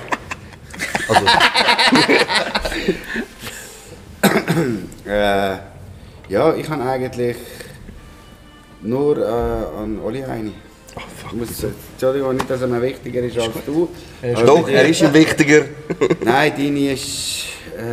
ja, Meine haben sich geklärt im Boot. genau. Nein, eben, du hast ja gesagt, es hören da Leute zu, die unter 18 sind. Also. Nein, eigentlich nur an Oli. Podcast oder YouTube? Podcast. Spannende Frage, dass mir die nie eingefallen ist. Schnell beantwortet. Ja. Vor allem, ne? Ja. Also, mit Nico und Siro habe ich es auch schon mal thematisiert. Ich sehe einfach, dass der Podcast viel mehr Potenzial hat und die Zahlen einfach aufgehen im Gegensatz zu YouTube. Musst du als Schweizer viel mehr investieren und ja, wir wissen es alle die schauen lieber an Dustin Schöne zu als an irgendeinen Oliver Basotti, der da im Greifensee seine Hechtchen fängt. Also, Es ist einfach schwierig, glaube ich, als Schweizer da etwas aufzuziehen. Siro? Genau, ich habe mir ja auch noch schnell 2-3 Fragen aus den Fingern gezogen. Sorry. Und danke, Oli, für die Vorwarnung. Genau, meine Frage an dich, Nico, wäre, wenn du jetzt dich müsstest entscheiden, du darfst nur noch Warte, es kommt sicher eine Forellenfrage. Forellen fischen oder nur noch Karpfen fischen? Komm. Es sind beides nicht so meine Fische, ja. Da hast Ja, du das ist mir absolut bewusst, recht. Da hast du absolut recht. Aber ich glaube, ich würde von Forellen nehmen. Tatsächlich. Ja. Ja, es fragen sich wahrscheinlich alle. Aber nein, ich glaube, nein, ich glaube, ich würde wirklich Forellen nehmen. Weil die kannst mit den Flügen. Karpfen kannst du auch mit den Flügen befischen, okay. Aber Forellen kannst du mit den Flügen effizienter befischen als Karpfen. Und auch mit den Spinnruten habe ich das Gefühl, wenn du so ein bisschen an die Bech gehst, hast du wahrscheinlich mehr Erfolg, als wenn du auf Karpfen gehst fischen. Und zumal, ja, Forellen kannst du eigentlich mit einem Spinnerli noch fangen. So. Sag's doch, Forelle ist doch ein Raubfisch. Ja, es ist einfach ein Gelegenheitsbeisser. Und da kannst du den Spinner oder Forelle näher durchziehen und dann beisst sie. Beim Karpfen nicht. Beim Karpfen kannst du nicht einfach das Brot näher durchziehen und dann beisst er. Ja, nein, von dem her wäre es wahrscheinlich dann doch, wenn ich wirklich müsste, auf Leben und Tod, wäre es wahrscheinlich die Forelle. Zähneknirschend, selbstverständlich. Tipptopp. Weiss ich wohl. Oli, der Nico hat vorher schon erwähnt, Flügelfischer. Du bist ja auch begnadeter Flügelfischer. Natürlich. Erfolgreich. Super Fan davon. Ich hatte einen guten Lehrer gehabt. Ja, super Fan davon, wie klein alles ist. Mega. Wenn du jetzt nur noch dürftest Flüge fischen Ja. oder nur noch einmal im Monat fischen. Ach, Scheiße. Ja, dann würde ich schon mit Flügen fischen gehen. Auch wenn ich alles so klein muss gehen. Ich würde dann eine Lupe kaufen oder so, das alles vergrößert. Also Monokel oder so. Genau, ja. Nein, nur noch einmal im Monat fischen, bist du wahnsinnig. Das ist ja mehr als jetzt machst, oder? Ja, das stimmt, das stimmt, das stimmt. Allerdings stimmt Stark. Sidi? Ja, also meine erste Frage wäre an Oli. Und man muss sich da jetzt bildlich relativ gut vorstellen. Würdest du lieber nur noch Baits in so einem in so einem unangenehmen Gel fischen, so knallgel und nicht irgendwie so richtig Lime, sondern so ein unangenehmes Bilogel?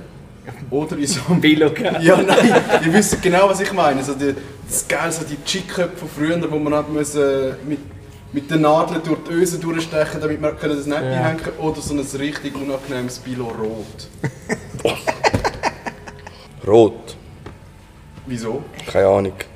Wie der Aschi so einen fast roten Pulli hat. Weiss doch nicht. Nein, ich muss doch einfach keine Farbe nehmen. Hey, ich habe als ich letztes Mal bei Zürichsee fischen, habe ich so einen richtig, ich weiß nicht, ob das Bilogel ist, aber es ist so richtig ein blendendes, unangenehmes Gel gewesen. Habe ich den Chickkopf in einen Pelagic eingeschraubt. So ein Pelagic, der Original oder der schwarze. Ich habe tatsächlich Hecht gefangen. Auf Gel? Also einfach der geile Chickkopf. Der Pelagic war schwarz gewesen, aber ich habe tatsächlich Hecht gefangen. Ich dachte, ich muss jetzt schnell ausprobieren, wenn ich die Siechen anrühre. Gut, aber ich glaube, es ist mir scheißegal. Es geht ja nicht darum, wie es funktioniert, sondern mir ist es einfach extrem unangenehm zum Fischen. Ja, es passt einfach nicht vom Kontrast. Es gibt so Farben, da denkst du so, wow, okay, das macht Spass. Und ja. Hast halt so ein Gelb oder so ein Rot. Oder? Das Rot finde ich aber nicht so schlimm, ehrlich gesagt. Eben, ja. Ist weniger übel. So richtig Motor-Oil-mäßig, also weißt du, ich meine so ein Crawfish-Rot. Ja, aber das finde ich voll nicht so. Ich meine so ein Nein, Ampel hat geswitcht und eigentlich solltest du auf die Bremse gehen. Redest du aus Erfahrung? Nein, aber ist gut. Und dann Nadia und Nico. Wir sind da wieder eine Ausgangslage, und zwar die Fisch beißt relativ gut. Du hast so ein bisschen dein Bait gefunden, das funktioniert. Du bist wirklich drin, jeder Wurf Lotto, es läuft. Und jetzt hast du aber deine Baits nicht mehr. Fisch ist lieber so ein bisschen zu gross oder ein bisschen zu klein weiter. Das gleiche Bait, alles, aber auf was switchst du? Du kannst nur noch entweder grösser oder nur noch kleiner. Das ist eine gute Frage, das ist eine sehr gute Frage. Du weißt nicht, was für einen Einfluss hat. Nein, sicher nicht grösser. Ich glaube, ich würde im Fall auch.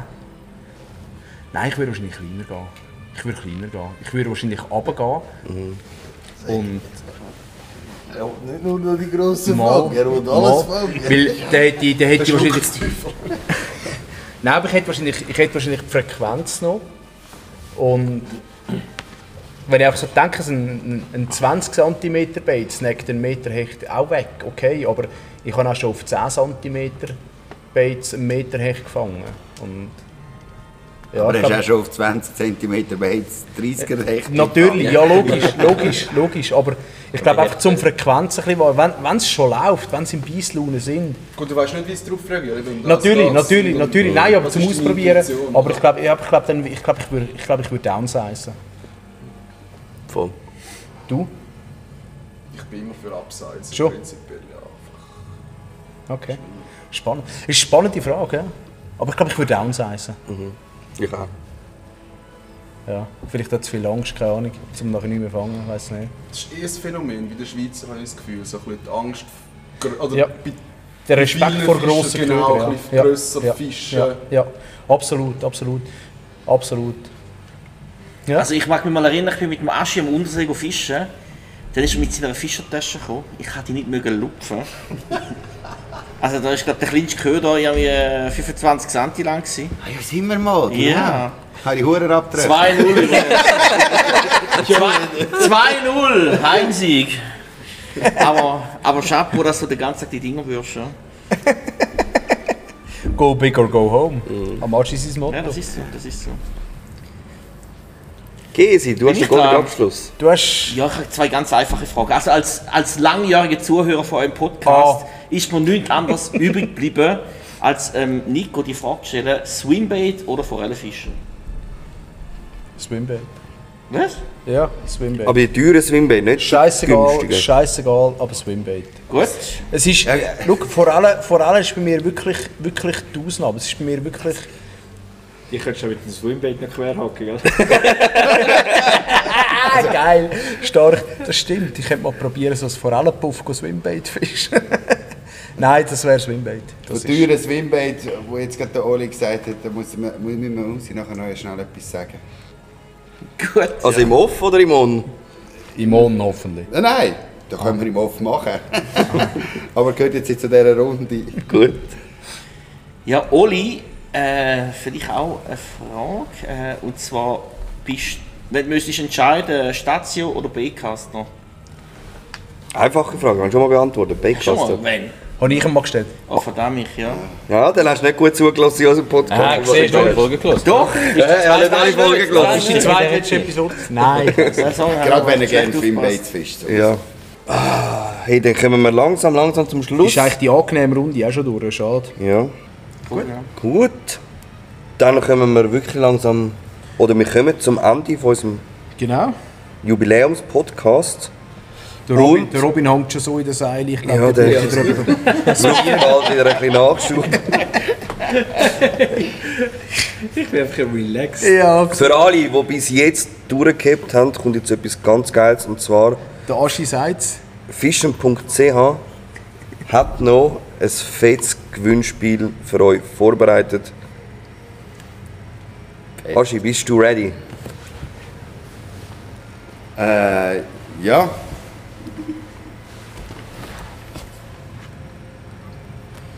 Also, es gibt einiges zu gewinnen. Von fischen.ch. Und zwar ist dort Shimano Zodiac Spinnrute.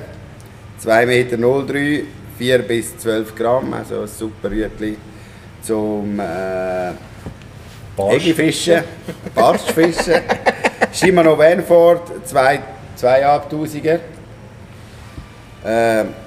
Mit einer Westin-Schnur W10, Braid geflochten. Verdammt, was kommen die da für Kombos über? Hey, Die kommst du nicht mal das gibt's nicht einmal für mich! Ihr könnt Also, auch mitmachen. Und natürlich gibt es ein Fischen.ch Cap und ein Hoodie noch oben drauf. Das ist das, was der Aschi neu bei Nice trägt. Gesamtwert von gut 400 Stutz. Chapeau. Geil. Geil, danke vielmals. Merci an dieser Stelle fischen.ch. Die Frage ist einfach noch, Aschi, was müssen Sie dafür machen? Gute Frage. Sehr gute Frage. Anlegen. Popis 0815 eingeben. Mich auf Tinder matchen. So geil. Ich bin überzeugt, dass ich das ein Paar machen, glaub mir's. Kommentieren. Fischen.ch, Hashtag Fischen. Hashtag Fischen.ch. Genau so. Also, Gut. perfekt. Und dann würde ich sagen, in der Episode, wo der Aschi bei uns ist, am 17. Dezember, schauen wir doch das gerade zusammen an. Genau. Jawohl. Herren, ich bedanke mich, dass ihr unsere Gäste sind. Danke euch tausendmal. Danke euch vielmals, dass ihr da sind. Mega cool sind ihr auf die Einladung gekommen. Wirklich geil gewesen. Ist mal für uns völlig etwas anderes gewesen, so in dieser Total, ja. Gruppe und auch in so einer Location. Auch da möchte ich noch ein Danke sagen an Stefan Stutz, der Location, 3 Klangbräu in Oberlunkhofen, dass wir das machen können. Wenn ihr irgendwie mal eine Apero-Location sucht, fragt ihn an. Wir sind da eigentlich, ja, ich sage jetzt mal, die Miete ist kostenlos, wir zahlen einfach das Getränk, das wir konsumieren. Von dem her, danke vielmals an dieser Stelle, es ist geile Locations, ihr seht es hier in den Reels. Natürlich eben bei euch, danke vielmals, dass ihr da sind und dass ihr so gut mitgemacht habt. Gesi, danke dir viel fürs Essen, mega fein gewesen, also, hey, wirklich geil. Und ja. Wir sind draußen für heute. Ciao zusammen. Ciao zusammen. Yeah. Erster Podcast in der Schweiz übers Fischen ist draussen. Hey, weisst schon, Glas und Bier rufen. Fisch verrückt, treffen sie in den Buff oder werfen im Wasser. Die nächste Folge vom Forellenkönig und ein Bär sind im Kasten. Tight Lines, Baby.